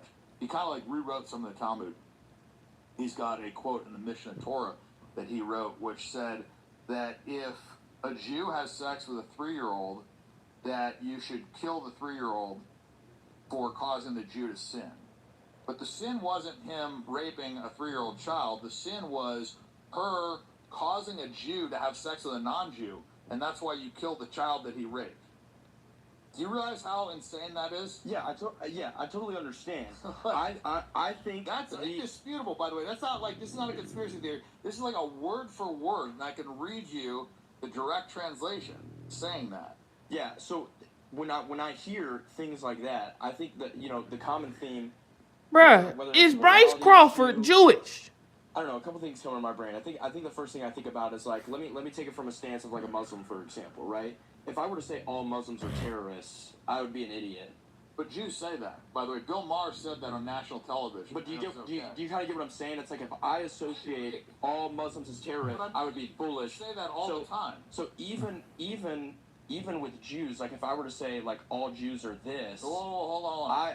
I'm not saying that though, and let me distinctly clarify. It's like I'm being eaten alive by ants, and somebody's like, oh well, it's not all ants. Like, that doesn't change the fact that I'm being eaten by ants. And so I'm not saying that every Jew's bad. In fact, I know personally a lot of good Jews. It doesn't change the fact they're causing a massively disproportionate amount of problems. And this argument is not that, oh, Jews are bad and Christians are good. What I'm saying is that Jewish supremacy is causing a massively disproportionate amount of the world's problems. And that there isn't culpability with that because they're above reproach, because they've managed to weasel their way into a victim category somehow. Because of this, Holocaust that they just force feed down your throat. Do you know that every single FBI agent has to go to the Holocaust Museum? Really? You know how insane that is? They don't have to go to the Armenian Holocaust Museum. They don't have to go to the Bolshevik Holocaust Museum. They don't have to learn about Christian Holocaust. They only have to learn about the Jewish Holocaust. Every one of them. Not a single. Why is that necessary for the FBI? No. Does a war in Germany have to do with an FBI agent becoming an FBI in the United States? Yeah, I think I'm just reminded of a biblical story in the Old Testament of the prophet Hosea, and I think it's just timely with everything. Hosea, prophet of God, most popular guy at the time. I mean, if you're the mouthpiece of God, everyone's going to know who you are. God tells this guy, Hosea, to marry a prostitute named Gomer. Now that absolutely atrocious. It's like the man of God, the mouthpiece of God, is asked by God to marry the prostitute. He marries Gomer the prostitute. They're married, and every night they would go to bed.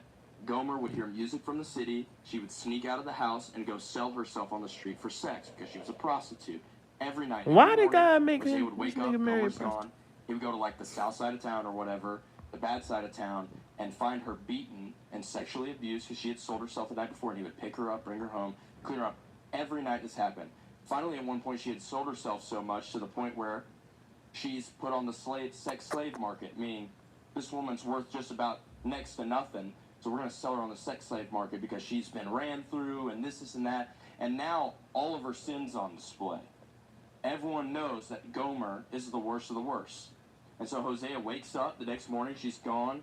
He goes down to the south side of town, and now he doesn't find her beaten and bruised. He sees her beaten, bruised, abused, mostly because of her own actions, and it's on display in front of everyone. And everyone's bidding on his wife for sexual pleasures. And Hosea, if anyone has the rights to neglect his wife, to say no, to divorce, to anything, it's him. She's every night rejected him. But he buys her back off the slave market. He buys his own wife that has rejected him every night off the slave market. And when he buys Gomer back, he looks at Gomer, and he says something from Hosea chapter 6. He says, I desire mercy, What you doing? not sacrifice.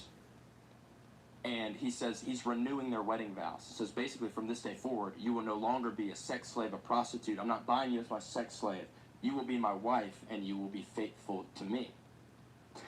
And when I look at that, I associate that with any injustices across the board, is the world would say, hey, you did me wrong, eye for an eye, I'm going to slap you harder, you deserve to be punished, this, that, and the other. And when I look at Christianity in the Bible, Jesus isn't letting any injustice slide. Every human being, no matter what they do, no matter what ethnicity you're from, will be held accountable for everything that you do unjustly on this earth. Because one day, I don't necessarily know what you, I know you're in your search of religion and God. I don't necessarily know what you believe happens when we die, but what I believe is when we die, every human being is going to stand before this almighty God that I believe in. And he's going to look at us, and all of our sins are going to be on display. Our actions, words, thoughts are going to testify against ourselves. We can't run from anything we've done. But that's the beauty of Jesus Christ, is there has to be a payment. It's like a criminal. Someone has to pay. If a criminal murders someone, he has to do the time. Yeah, but I disagree. And- I think that woman is a perfect example of like today, like an OnlyFans girl or whatever, or if you have a promiscuous girl, and I think that you have to have self-respect and you have to be willing to walk. And if you give somebody another chance and they do that, and then you give them another chance, they do that, it's like the third time is your fault. So I think that's actually a bad story, because I think that people should, and I think this happens a lot today. Like people, I don't know if they're scared that they can't do better or they're willing to put up with way too much, but I think boundaries are good. And I think women will respect men that have boundaries, because at the end of the day, you know, if you're willing to walk, then you'll have some power in the relationship. But if you're not willing to walk, like this guy, like clearly he wasn't going to be, you know, he wasn't willing to walk after she had done, you know, disrespected him 10 times and he didn't walk. Like she's just walking all over him at that point, you know, and she's not getting the lesson because she's continuing to do this stupid and having no consequences. So to me, I set very, you know, strict standards for what I expect in a relationship, and if a woman doesn't abide by them, then I break up with her, and I don't beat her up, I don't, you know, knock her out, or, you know, I just say, okay, you know, find another guy, you know, and now she's going to have to learn that lesson. And I think by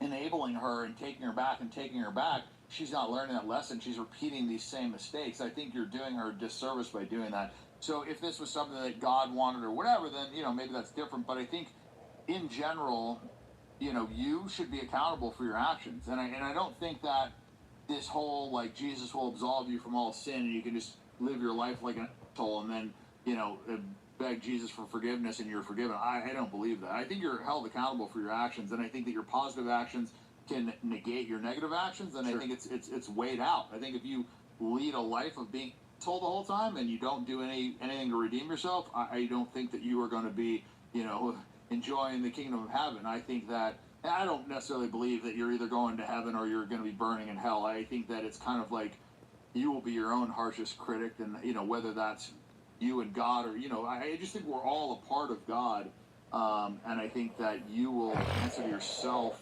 and God, and I think it's similar, like one and the same, but like you will be your own harshest critic. Like you can come up with all these rational reasons in your mind, but like when you look in the mirror at the end of the day and it's just you know whether or not what you did was right or wrong. You, like I said, and Jews like to be able to think they can trick God and rationalize all this stuff, but it's like no, like you're not. You know whether you're doing right or you're doing wrong. And like I said, I think the real test comes when something is very difficult and you do the right thing anyways, to your own detriment. In fact, that's really kind of like the real test. If you don't have to sacrifice anything, then to me it's not that impressive. I think there's even a deeper part. It's like, why would Come in. someone want to do the right thing? So when you look at that story of Hosea and Gomer, that image, it's historical, but it's an image, a prophetic image of God's love for us. I mean, think about it. I'm trying to make it personal. You're not dig you, but you said, dude, I had 20 years of crazy lifestyle, the money, the fame, the women, all of it, and you're like, yeah, it was a super long season. That correlation of Gomer turning her back on Hosea every night is kind of like how human beings naturally turn our backs on God every single day. Because we're born selfish, we're born prideful. You don't have to teach a 1-year-old boy to not share his toys with people. It's born in him, right? So there's this curse in the world that's a heart issue, but that is the butting head nature. That's why what Jesus was bringing to the table and preaching was so it ruffled the feathers of these religious people, because the Pharisees and the Sadducees, you had to follow 613 laws and 10 commandments to be deemed righteous, and if you screwed up one of them, you had to sacrifice a spotless lamb, because white represents purity, a spotless lamb to atone for the sins. That was just the rule. And so these guys are like, well, you got to do, and Jesus saying, look, if I pay the price and forgive you, your faith in what I did for you is what gets you to be united with me in heaven for an eternity. But a byproduct of your faith is going to be obedience to me. That's the why for me. It's like, why do I want to listen to my dad? I didn't listen to my dad because I had to. I listened to my dad because I wanted to, because I loved him. And I think that's what that emphasis of Hosea and Gomer is. It's like, it's not that Gomer isn't held accountable for her actions, but it's that the love of God, the love of Hosea, empowered Gomer to lead that lifestyle. The same way God's radical, unconditional love for me, despite what I've done against him, empowers me not to want to do that, to repent. So Hebrews 12 verse 2 says, we look to Jesus Christ as the author and perfecter of our faith. And then it says, who for the joy set before him, he endured the cross. So why would an innocent man who's done nothing wrong not try to argue his way out or prove his point? Like when they're throwing accusations at Jesus, he's not going, well, wait a second, I didn't do that and I didn't say that. He stayed silent because he was thinking about you and me. He's enduring pain for us. And I think that's kind of the ultimate price, right? It's like when he knows that this is the right path, but this is going to lead to him being, dying a painful death. Kind of like when Gary Gordon and Randy Shughart they asked to be dropped in. It was in Mogadishu. They asked to be dropped in to go defend this Black Hawk helicopter pilot that had been shot down, and he was being surrounded, and they went in, and they knew that they were probably going to die, but they requested to be put in so they could go defend him. And to me, that is like, and they got the Purple Heart. I mean, they died. They got the Medal of Honor posthumously or whatever. But that to me is like true heroics, when you know that it's going to be a negative outcome, but it's the right thing to do. It's like you were doing that to help him, and so Jesus that was the ultimate sacrifice. You can't get a bigger sacrifice than dying a painful death. So the fact that he chose that just reinforces that he's taking this perfect path, that he's always doing the right thing no matter what the consequences are. And I think that's, and when they say that he died for humanity, anytime that you get punished doing what you believe in, doing what you believe is best for other people, I think other people benefit from that. Like, I think a lot of people got a lot from Jesus, and watching him and learning from him and seeing, like, it's like snowmobiling. Like when a guy goes out and does a backflip on a snowmobile, like then everybody else can do a backflip on a cylinder. You know, like, you know, and then the guy can do a double backflip, and now all of a sudden everybody else can do it. Sometimes, like, somebody has to be the first to do it. You know, you look at X Games, you look at all this stuff. Like, the moment somebody does something, now all of a sudden everybody else can do it because that fear is unlocked. They realize that it's possible. And so I think one of the things that Jesus did for humanity was, like, show people, like, you can walk this perfect path. You can do this. Like, it is possible. Stop. And I think, look, I mean, there's different interpretations, and maybe I'm wrong, but to me, I still don't think that absolves you from all the sin that you do. I think that you still have to do positive things, because at the end of the day, I mean, I wouldn't want to scapegoat. I wouldn't want to live my whole life like, oh, and just be like, oh, well, I believe in Jesus, so forgive me of all this stuff. Like, I would want to atone for my sins, and I would want to atone in such a way that I felt like I had a positive impact. And I think when you help other people, you get, I don't know, there's some good feeling that you just internally get. I mean, a lot of the times that I've done stuff for other people, so part of the reason I did it was selfish reasons, because it made me feel good to do it. And I think when you help other people, you feel good.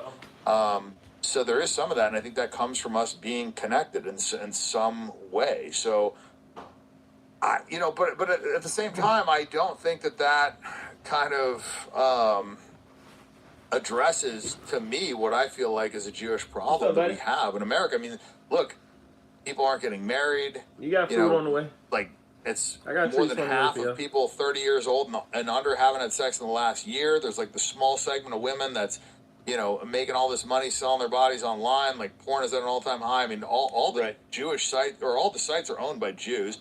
Hub, OnlyFans, all this stuff. Like, every one of these porn sites is all owned by Jews.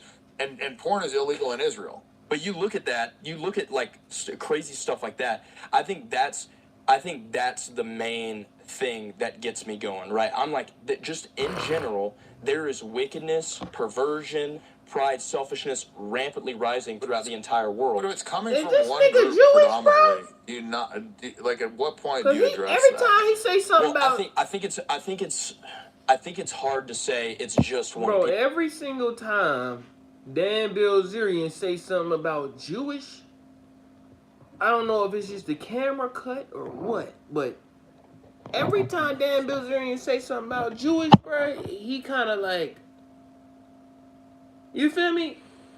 Switches the subject off of it. People group, right? Because then No, I'm saying predominantly. I'm not saying all, but like 90-something% of the porn sites are owned by Jews. You know, they're like a fifth of 1% of the population. But if you I think this is for me where the grace and mercy aspect comes. So like you said something earlier, you were like talking about how you were talking about trust, like levels of trust. I agree. Like I can look at Dan and say, hey, I love you unconditionally. Like, I know we just met, but if you said you needed something or called me and I could do it, I would do it because I love you unconditionally. But because we just met, there's a certain level of trust that you and I have where it's like we're kind of opening up, kind of talking about, but there's some things that you and I wouldn't share versus these guys that came with me. They're my roommates and my best friends, and we all work together. So there's like a level of trust that I have with them. And so that's the grace and mercy, right? Grace is a free gift that you and I don't deserve. So, yes, essentially, you and I should both be atoning for our sins. That's the grace of God, is he does something that we don't deserve. And then mercy is withholding what we do deserve. And I think that's... I don't disagree with that, but I'm saying as it relates to the Jewish question, this has been something I've been struggling with for like the last 2 years because, like I said, ever since I started speaking out against Israel, I've been attacked by this community, which made me then look at that community. And the more I look, you know what I describe it as? I'm like, there's no way it's this bad. And then I'm right. Like, it's not that bad. It's way worse. And then I look into something else, and I'm like, there's no way it's this bad. And once again, I'm right. It's not that bad. It's actually way worse. And over and over and over again, I keep seeing this and this pattern.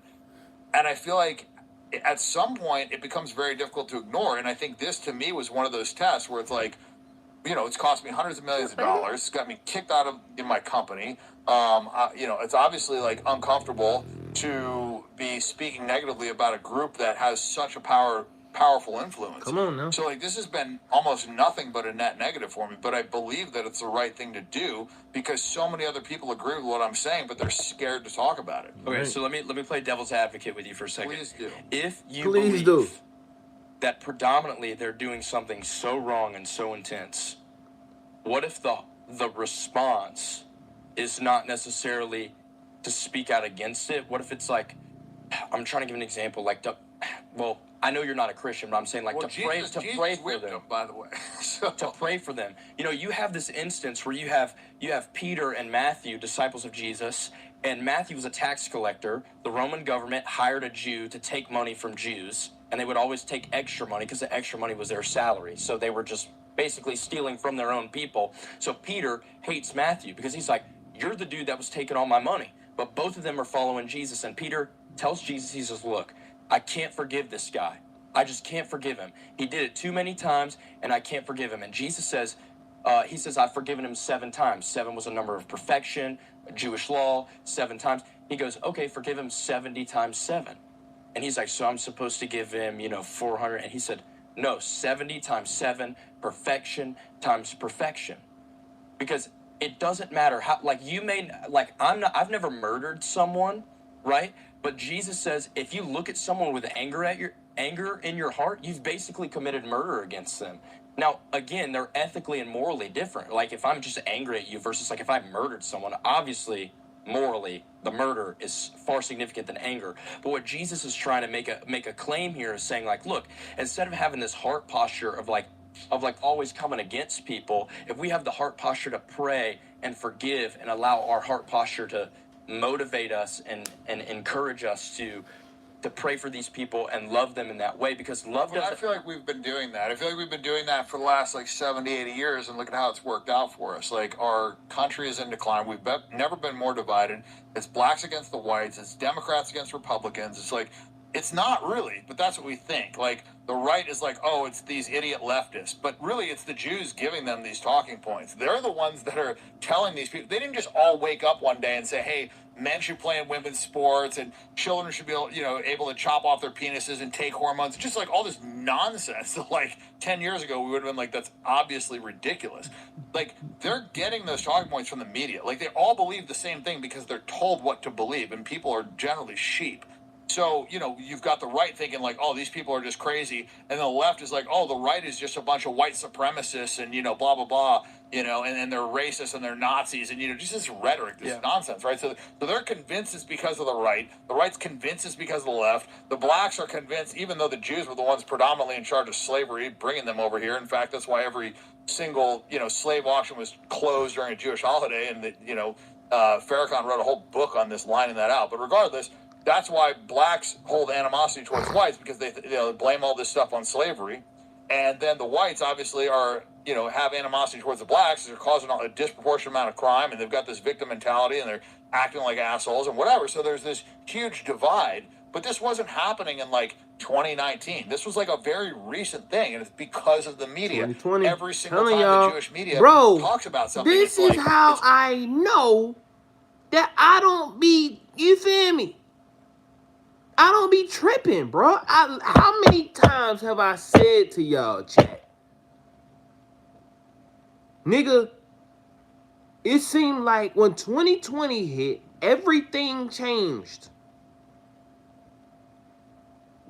You feel me? 2019, I was going through it. And then 2020 came, and it's just whatever you was going through in 2019, when 2020 hit, and everybody started dying and crap, and then COVID, it's like, stuff started changing, chat. I said this, bro. So anybody that be, you feel me, listening to what I say sometime, and they be on some crap like, what is that, bro? Oh, dirt.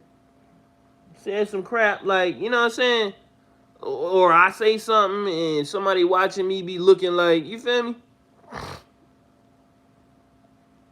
You feel me? Like, they be just, they'll say, you might look at me when I say something and be like, man, that was just you. You feel me? Like, it could be just me, but now it's a confirmation that it wasn't just me. They're the ones pushing this absolute nonsense. And, and everybody just, is scared to talk about this stuff, And you look at, these basketball teams that are, putting in, men as women's cheerleaders and stuff. They're all owned by Jews. It's, insane. And you just see pattern after pattern after pattern. And at some point, I feel like you look. I mean, turning the other cheek, I get it. Like I understand that. But like, at what point do you stop turning the other cheek? Like, if somebody shows up at your house and wants to rape your wife and kill your family, like, you turn the other cheek? Yeah, do you defend your family? Like, at what point do you have to like defend people? At what point do you have to stand up? And to me, we've been like absolutely subservient to Jews for a long period of time, and that hasn't worked out very well for us. Like, they're opening our borders, they're promoting race mixing. Our country is becoming, like a melting pot of the worst that wants to come in here. I mean, listen, if you want to open up borders and let people in legally, fine. But what you don't do is only let in people illegally, because what's that going to do? It's going to ensure that we get all the criminals, all the people that don't want to fill the forms. And what are we doing? We're keeping out all the good people that are filling out the forms that have to wait 10 years to become a citizen. So we're basically solving for the worst possible people coming into our country. So, like, you look at what's happened, and it's an absolute disaster. Like, marriage has never been less. I mean, the black community, the reason they're having such problems is because, it's like, I don't know, 75% of the households have no dad in there. And that's because of this culture, this gangster rap culture that's been promoted. Once again, Jewish industry, they're controlling all these record labels. That's what Michael Jackson was saying, like, that's what Kanye was saying. You look at the people that, like, get to the top, and they start to understand, like, who's controlling this stuff. And so, I don't know, I this idea that we're just supposed to just, like, ignore it and, like, kind of, like, forget about it. I mean, listen, Plato had a very good quote. He said, people, indifference to public affairs is going to allow you to be ruled by evil men, So when you just kind of ignore this and just hope for the best, you turn the other cheek. Like, I get it. If somebody comes up to you and punches you and they're attacking just you and you turn the other cheek, that's one thing. Okay? That's you saying, you know what? Like, I'm going to let you get away with this, whatever. But if somebody's going to attack all your friends, I think that you should stand up and do something about that. Like, if your friends are sleeping, they're going to attack your friends. Like, at some point, this whole idea of, like, turning the other cheek doesn't work, and it definitely doesn't work against pure evil. It doesn't work against Satan. Like, it may work against a good person that hits you and then feels remorse for it. But what it doesn't work for is somebody that doesn't believe that you are on the same level as them, and they think that you're subhuman, and they hit you and they feel no remorse because they look at you like cattle. Just like, they're killing Palestinian children by the day. Nonstop. They're shooting them at aid sites. It's like literally real life Hunger Games. When it comes again to anything like the love of God and the grace of God, like Paul writes in Romans, you got a dude that was killing Christians that then became a Christian convert. And he says, okay, so God's given me grace, so I can just go do whatever I want. And then he says... No, that's different, right? And then you can sin and then try and atone for your sins if you legitimately feel bad about that. And you come around, like, look, when I was leading my hedonistic part of my life, I didn't really feel bad about it. I didn't think I was doing anything wrong. Like, it wasn't that big of a deal. Now, if I do something that I know is wrong, I kind of get God smacked for it. Like, the ramifications happen a lot faster, and it's very different. When you knowingly sin, when you know something's wrong and you choose to do it, it's a very different thing than if you just feel like you're doing the right thing, or you don't care, or you don't feel like there's real consequence, or you don't even believe in God, or whatever it is. Like, I just think there's different levels of this stuff. And it says that in the Bible, too. Like, when you know, you're held to a different standard than when you just don't know. Yeah, that's the point I'm making. Is like the grace of God and the love of God should empower someone to understand a couple things. Because the reality is, like, as a wicked human being, even before I was a Christian, the things I was doing, it was like what you said. When I would look myself in the mirror, I was disgusted, shameful, guilty, and I knew that the things I was ain't doing gonna was lie, wrong, Chad. but I kept... Sometimes, I ain't never been disgusted with a sin I committed until, like, recently. You know what I'm saying? But before that...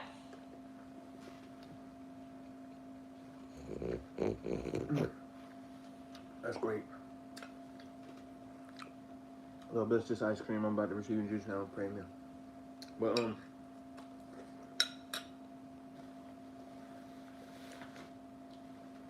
I used to feel bad about stuff.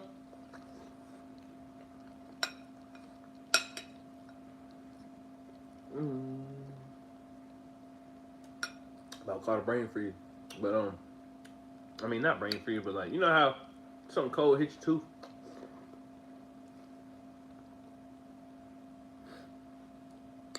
But yeah, chat, I used to feel bad for sinning. And I usually can feel the weight of the sin. Kiki, why? Right there. You ain't got to be all up in the camera.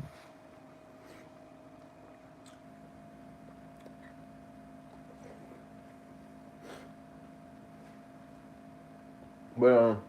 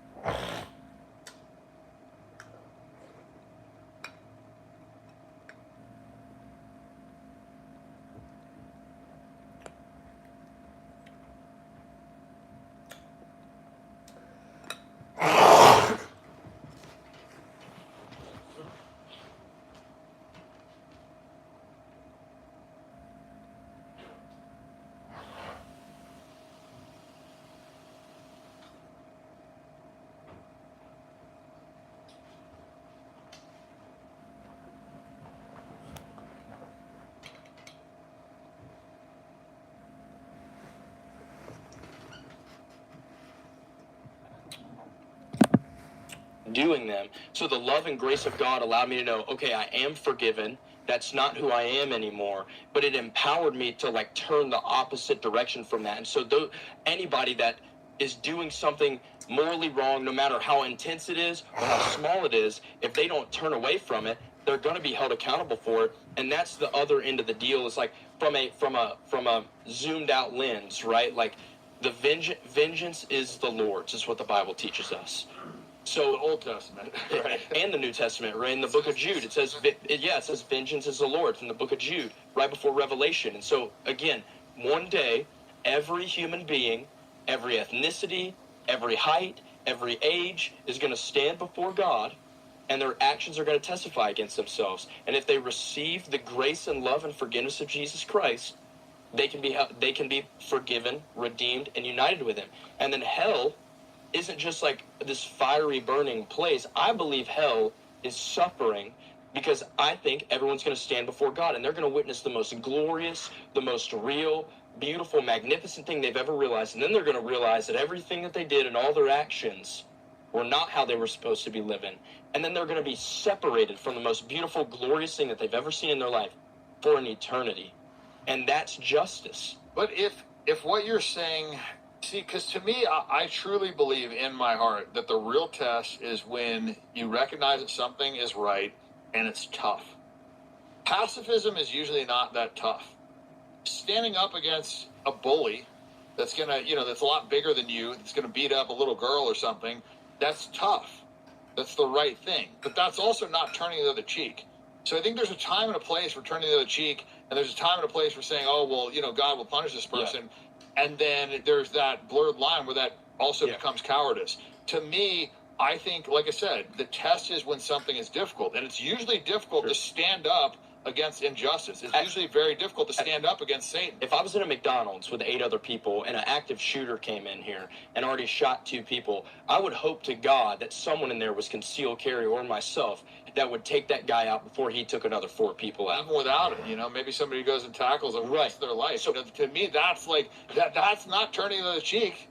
That that's not technically some of what Jesus would preach, but so the attacking him and potentially giving your life to save those other people or potentially save those other people, I mean, that would be the ultimate act of courage, and I think that alone would get you into the kingdom of heaven. Well, the turning the other cheek is not just from a physical standpoint, it's a metaphor, right? Like, you know what I'm saying? But with, some of my favorite people are military men because they're operating in sacrificial love. Anyone in the military, I have a fine line of people in my family that are in the military, and I think it's beautiful. And, I have kids that are graduating high school that are going into the military. When we go to these college campuses and talk to kids, they say, is it wrong that I'm going into the military and, I'm going to be in active war zones or I might get stationed somewhere and I'm like, man, I think that the most beautiful thing someone can do is lay their life down for people that are going to even reject them or reject the sacrificial love that they're doing. It's a beautiful act of love. Listen, as a guy that was in the military, I did 4 years. What branch? Bro, the military is slavery.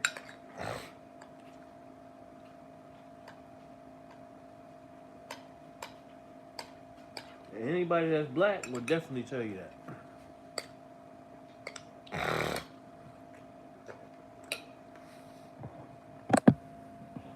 Navy. Thank you for serving our country. Well, I can't take that He because said, I well. didn't join for the country. I joined because that was my best option. And I will Right. tell you that at least 90-something% of the people in the military, the majority of the people that were in the military when I was in there were there because it was their best option.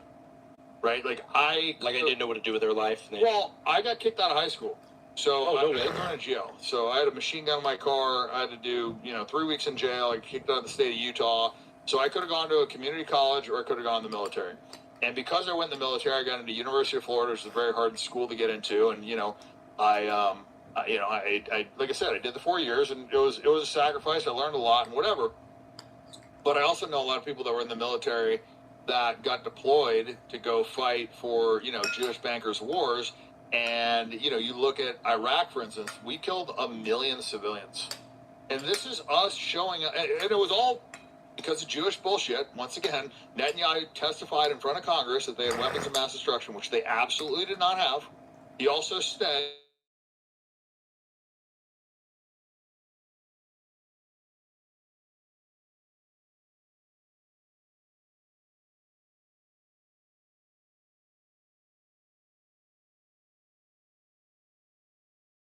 showed up here, kicked down our doors, No, bro. bombed our neighborhoods. Okay, so I think the real PTSD comes from when you realize that the things that you were doing in the military were not to preserve American freedom. It was not for the greater good. Like, it's one thing if somebody comes to America and they come to attack us and we pick up arms and we Yeah, defend our butter country. pecan ice cream That's a can't very be good. different thing. We did the opposite. We went into Iraq and we kicked in their doors, dragged their family. As soon as I started eating the ice cream, check, I might be allergic to butter pecan, bro. I don't know. That was weird, though. All right, let's dive back into it, check. Families out of their houses, and like I said, 1 million civilians died. There was nothing heroic about that. Like, were there heroic actions within the military? Absolutely.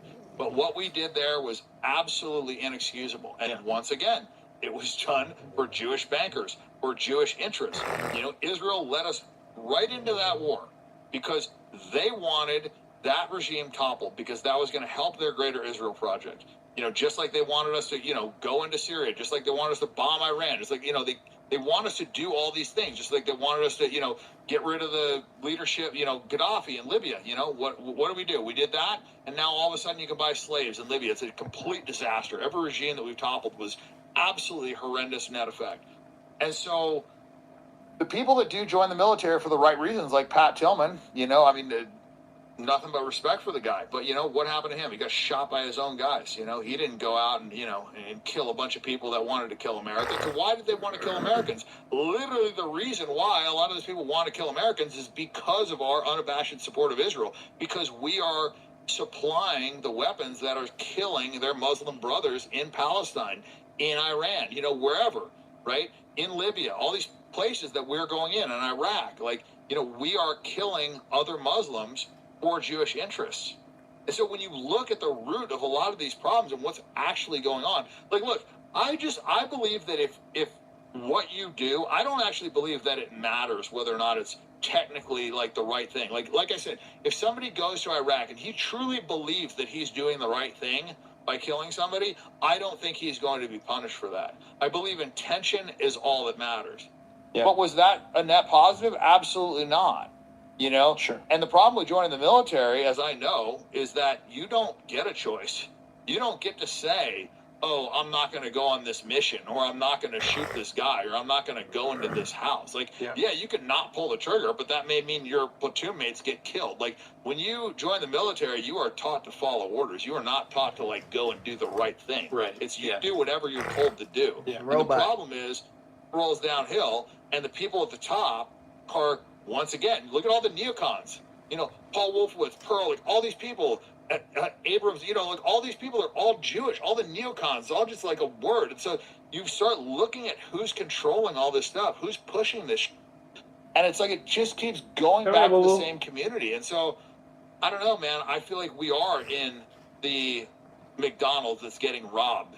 Like, I feel like we are the McDonald's and it's getting robbed and it's time to do something about it. Like, and if you don't, well, we're just going to, be, I mean, why do we bomb Iran?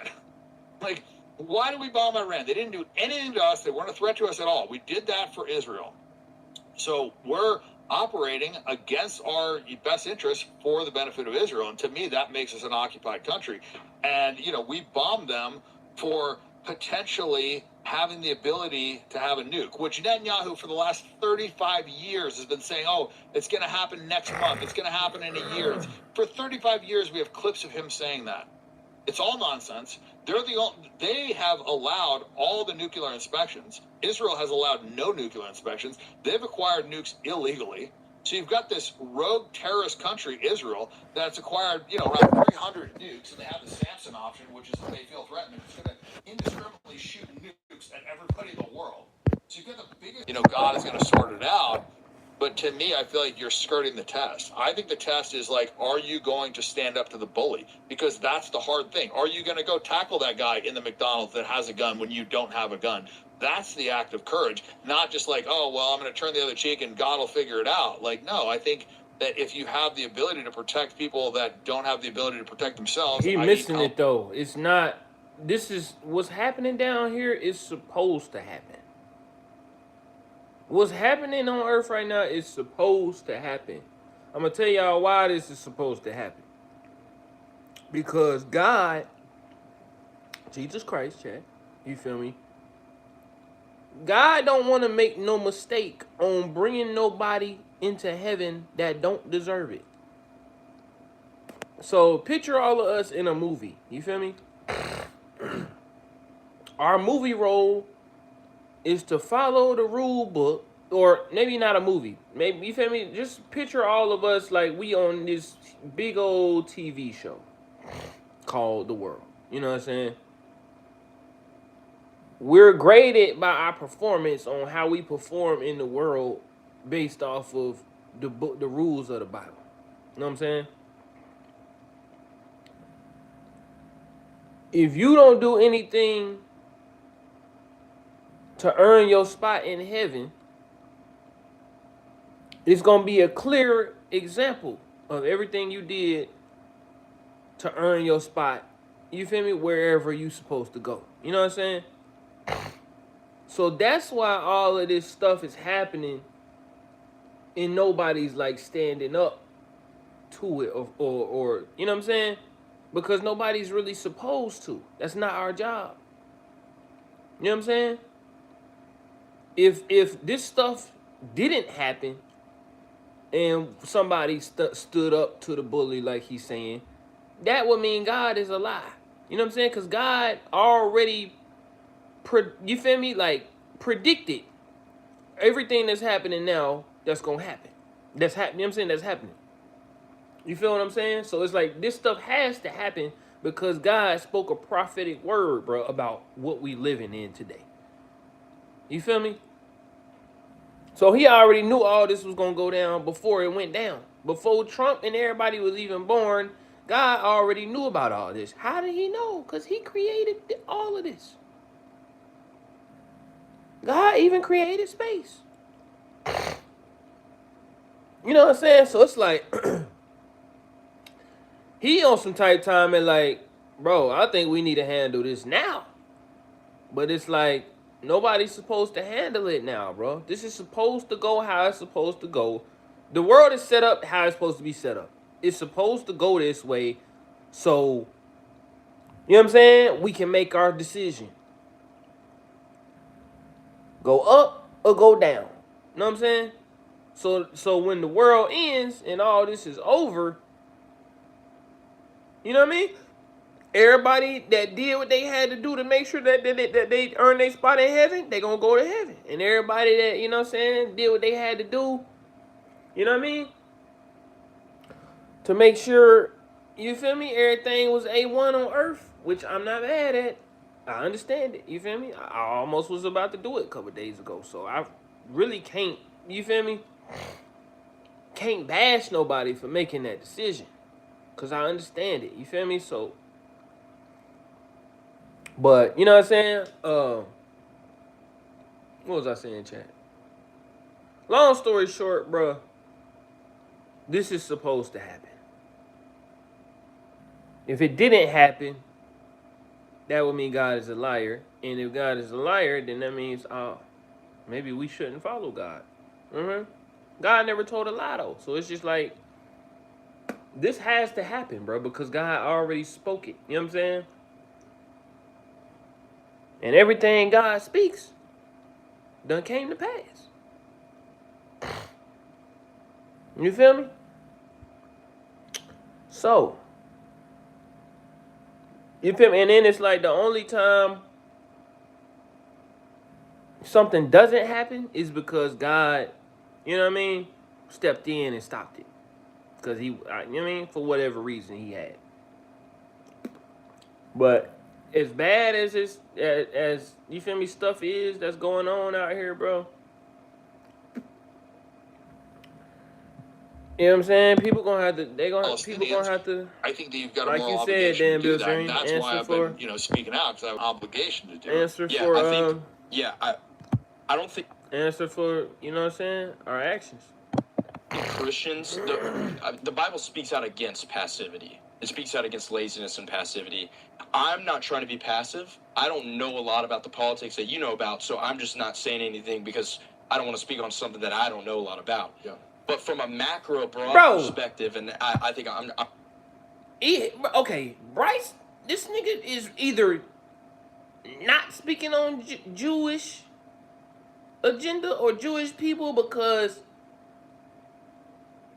he don't want to offend nobody, or he not speaking on it because he is a Jewish person. I don't like that he keep, like, you feel me? Every time Dan I'm just Bilzerian gonna bring up close with Jewish, this, bro, since kind of be you gave like, us a little extra time. It's like, I believe as a Saying, Christian like- that Jesus Christ is the antidote to the sickness of the world, from a high scale and a low scale. And what I believe God has planted in my heart is to get this message out to everyone as possible as I can. It's the love of God can forgive you of your wickedness and empower you to repent and stay as far away from wickedness as possible. The love of God doesn't compromise. You know, when Jesus is hanging out with the tax collectors and the prostitutes and the sinners, he's not What up, sitting Tat? there endorsing their behavior. He actually says, well, the healthy don't need a doctor, the sick do. These people need to understand that they need to turn from their ways. You know, when I was 17, I became a Christian when I was 17.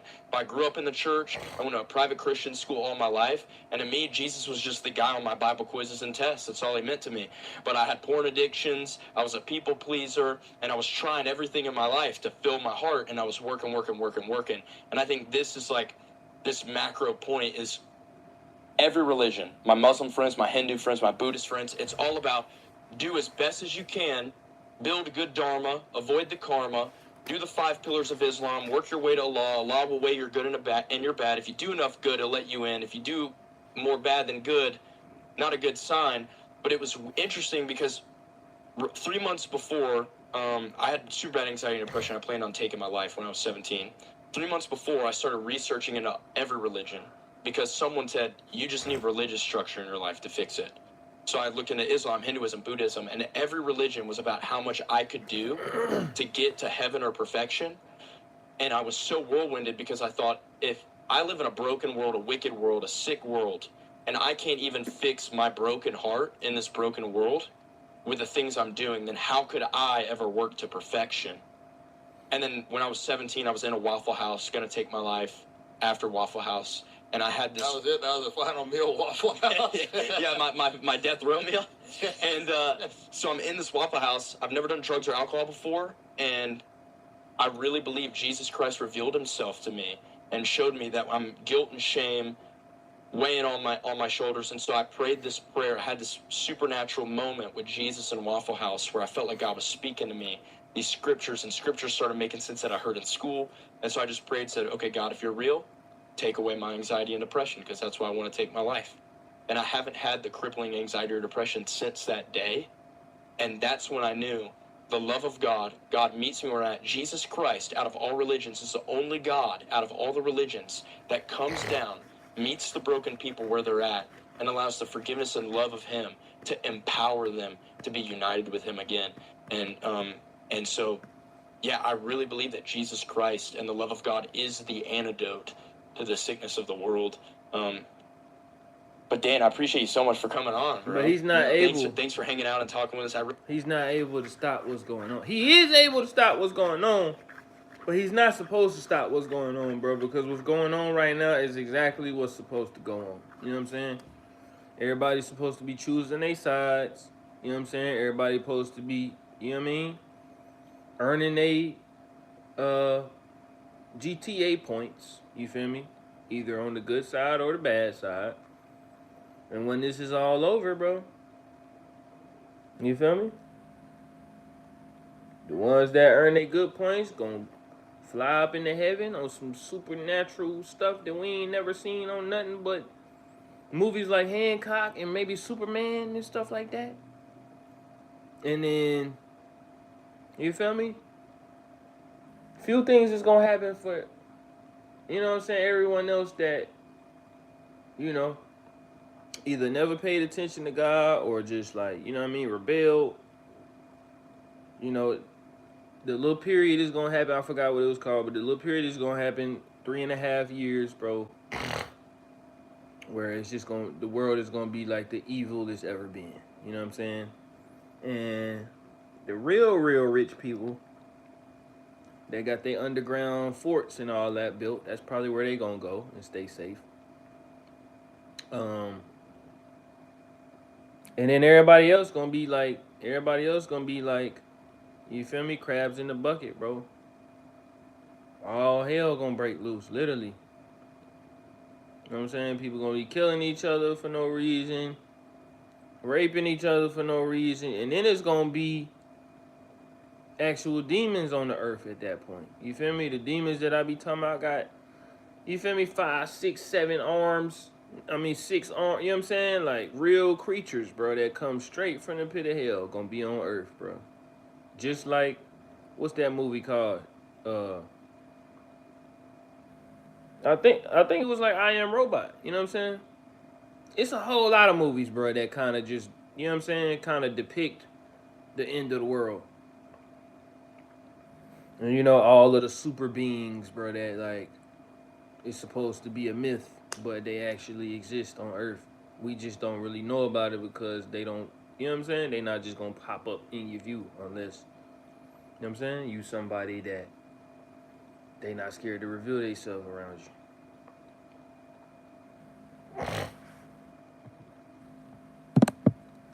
Really had a blast talking with you, and it was fun. You're a really fun guy, so thanks for coming on.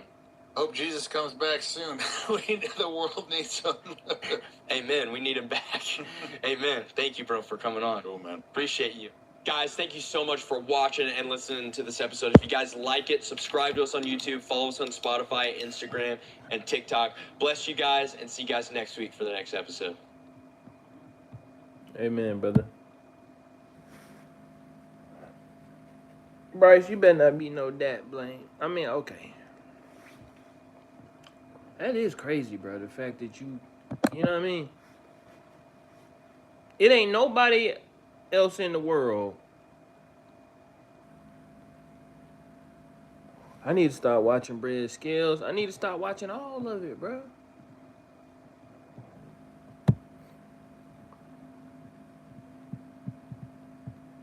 I need to unsubscribe.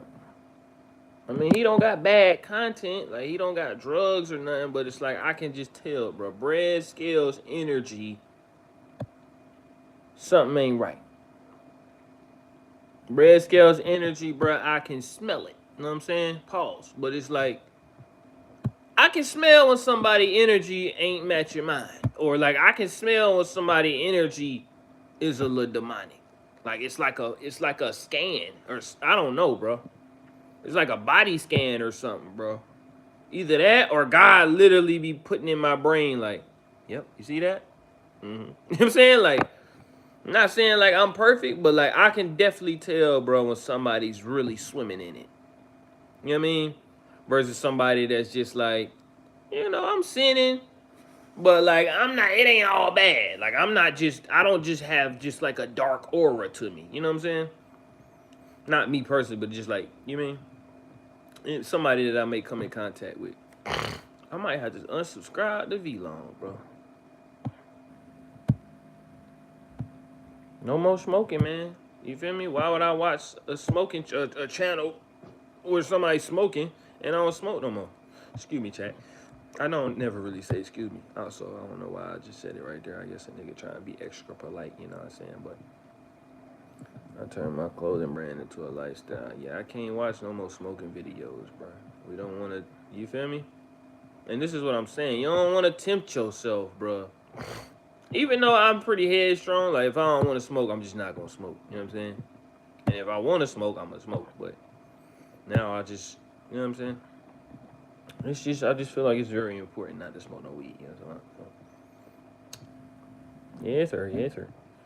And W, you feel me? No cussing on this stream, man. I ain't, you feel me? It's like, bro, that's what I'm saying. When you really put your mind to something, bro, you can actually do it. You feel me? So it's like, if you don't want to do something, it's just because you're not ready to put your mind to it, bro. Or you ain't found an important enough reason to put your mind and energy towards, like, not doing something that you feel like is bad. You know what I mean, Chip? But I got a whole lot of people to unsubscribe to, bro.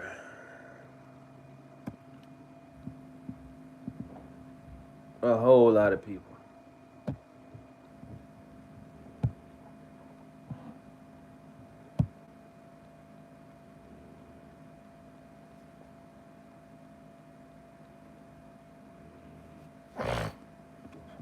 And it's all of this is kind of confusing because you looking at these people online like, what do you mean they aliens, bro? These look like normal people. That's the point, chat. That's the whole point. You know what I'm saying? The point of, you feel me, being on the dark side is to deceive you without you knowing. That's exactly, you feel me, how the dark side prefers it to go. You know what I mean? Silent killer. You know?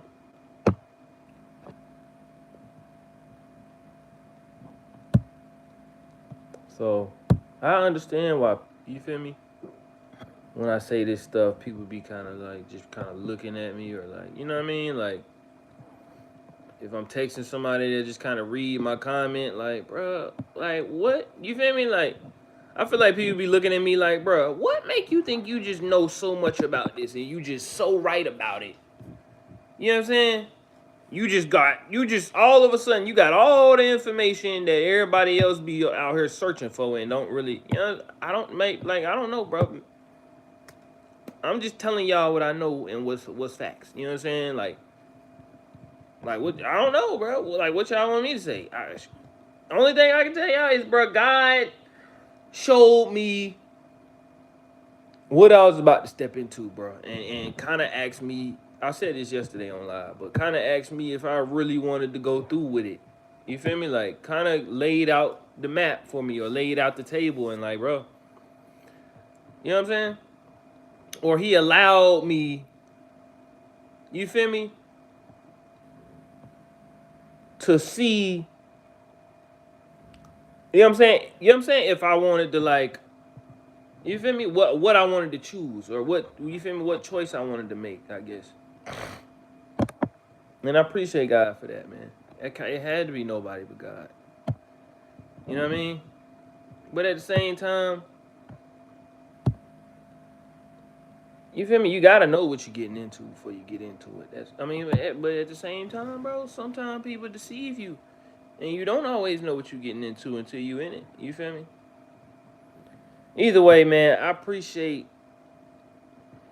you know what I'm saying? I appreciate everything and everybody, bro, that was like, you feel me, contributing to me going on the dark side and trying to, you feel me, keep me on the brights. You feel me? The people that tried to keep me in the light as well.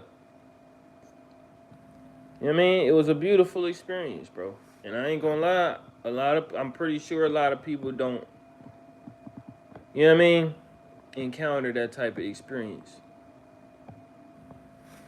I'm not saying that, you know, I'm like bragging on the fact that I had that experience, but like, it was pretty dope. I'm not gonna lie, it was pretty dope. Like, just, you feel me, paying attention to stuff and just like having like 10 or 12 aha moments in one day, it's like, bro, it's, you feel me? It's like, I don't know. It's like, bro, I was just getting so much information, bro. And I'm just like, bro, there's no way. Like, what? You know what I'm saying? It's like, listen, Chad. It's fascinating. Not gonna lie to y'all. Very fascinating stuff. It's like when you think something's right and then you find out that it's right, it's like, you feel me? Like, you can be talking about the truth and not even really know you talking about the truth because nobody really knows the truth until you know the truth. You feel what I'm saying, chat? So it's like, that's why it's like kind of exciting in a way because it's like, what? Like, no, this is actually going on. You know what I'm saying? Like, bro, I just had a deja vu too. That's crazy. But yeah, bro. It's actually going, like, what? Wait a minute, bro. I dreamed that. Either I said the same thing yesterday when I was sitting right here scrolling on YouTube like I was just doing, or I dreamed it last night and it came to reality just now. But it's fascinating, bro. Like, it's fascinating, chat, what's going on in the world. It's not right, but it's very fascinating. Because I myself, you know what I'm saying? If somebody would have, like, that's why I don't be blaming people sometimes for not believing me. Because, like, if somebody would have told me this and I didn't have no evidence, or, like, you feel me? Like, it's just, because it's like, the stuff I'm saying, bro, people, the average human is not going to believe it, bro. Unless I'm providing some type of evidence or proof behind it. And even then, bro, you provide evidence and proof, some people still don't believe it. Like, you know what I'm saying? Like, it's proof that God is real and he walked the earth and did all these miracles, and people still, you know what I'm saying? Somebody deceive you the right way, to how you thinking maybe God ain't real. You know what I'm saying? Like, and that's insane. But that's how powerful, bro, deceivement is. Like, the same way you can know somebody lying, but if they still know how to manage to talk their way out of the situation, it's almost like, I know they lying, I caught them in the lie. You feel me? But this person's so savvy with their words, it's like, I'm lost for words right now. I don't know what to say. They really just walked their way out of that one. To the point where it's like, I know I caught this person, but I ain't even really too mad after what they just said. You know what I'm saying? So, that's what it's like, bro.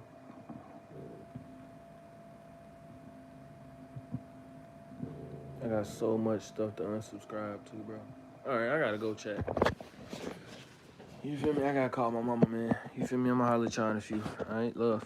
You feel me? I hope y'all had a great day, by the way. Let me just say that. You know what I'm saying? I hope y'all had a blessed day. You feel me? A God-filled day. I hope you had spent some time to talk to God today. You know what I mean? And, you feel me? Try to get close to him today, man.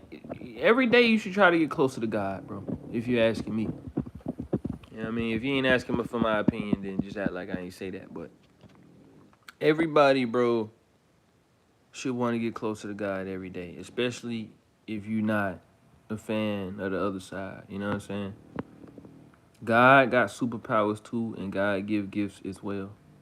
But the thing is, I done said this before. The thing is, bro, the reason why it seemed like, you feel me, the other side, the dark side gets blessed in this world a lot faster than, you feel me, what God does for us is, one, because half of us don't really got the proper relationship with God to the point where we can receive blessings and have a personal relationship with him where he just like, you feel me, we spending the whole day with him and he just talking to us, like, you know what I'm saying, like we really homies, like we really locked in like that. You feel me? A lot of people, a lot of Christians and even disciples, bro, because it's very hard to be a disciple. It's very hard to even be a Christian. You feel me, chat? So yeah, man, I feel like, you know, um, dang. And I'm sober, bro, and I'm still doing it. That's why it's like, you know what I mean? That weed definitely take 30 days to wear off, I guess you could say. But what was I saying, chat?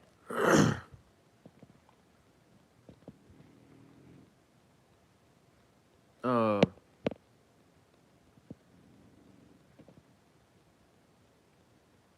Gunna Gumbo. Captain Crunch sent me a pack.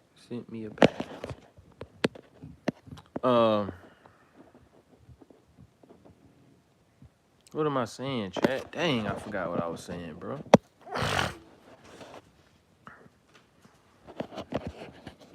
Oh, I was saying basically, bro, the reason why it seems that way is because, for one, the world belongs to the devil and the world is ran by the devil. So the devil's job is to do everything to make it seem like being a Christian is the stupidest thing, you know what I'm saying, that you could do on earth, because it's not fun. But fun hurts you. You know what I'm saying? Fun kills you slowly, softly, quietly. You know what I mean? And also, like I said, you feel me? God is letting all this happen this way to see how strong, you feel me, our faith is as disciples, chat. You know what I'm saying? If you you know what I mean, want to make the decision to be a disciple with me. You know what I mean? God is, you feel me? He's this life for a disciple, bro, it's a test, bro. You feel me? It's a driving test, bro. Are you gonna stay on the road or are you gonna detour? You feel me? When you pull off to the side of the road to get some gas, are you gonna meet a little bad bit and go hit her in the stall? You know what I'm saying? Or just, you feel me? Like, are you gonna let the temptations distract you while I'm trying to keep you focused on the road only? You know what I'm saying? And if you stay focused on the road only, I will. If you get close enough with me and we get actually cool to the point where you my road dog, and I know you got my back, you feel me? I'm a let you benefit. I'm gonna let you experience some heaven on earth. You feel me? By bringing you a wife. You feel me? Take that, my homie. You know what I'm saying? My little nigga. Know what I mean? Take that. Enjoy that. You know what I'm saying? You earned that. You deserve that, brother. And this girl gonna do right by you because you done right by me. So I had to make sure I handpicked you something that was so special. You know what I mean? And then you get even closer. You and your wife start building, you know what I mean? A nice little Christ-filled empire. You feel me? Two unstoppable disciples. You feel me? Now, all of a sudden, God like, okay, I like what y'all doing. Let me take y'all to the next step. You feel me? Let me show y'all why I'm the man. You feel me? Let me show y'all why I'm that nigga. Everybody don't deserve to know this. Everybody don't get to experience me in this way. So y'all need to be appreciative. You feel me? I'm talking as if I'm God. You know what I mean? And boom, right? He started giving you and your wife supernatural powers, bro. That ain't nobody ever experienced before. You feel me? That's why people don't experience the power of God, because nobody really gets close enough to him, because the devil is so strong here, bro. It almost causes a Christian's faith to be like kind of weary, or like, you feel me, feel like as Christians on this earth we are just weak. You know what I mean? But as messed up as it is, bro, that's how it's supposed to be.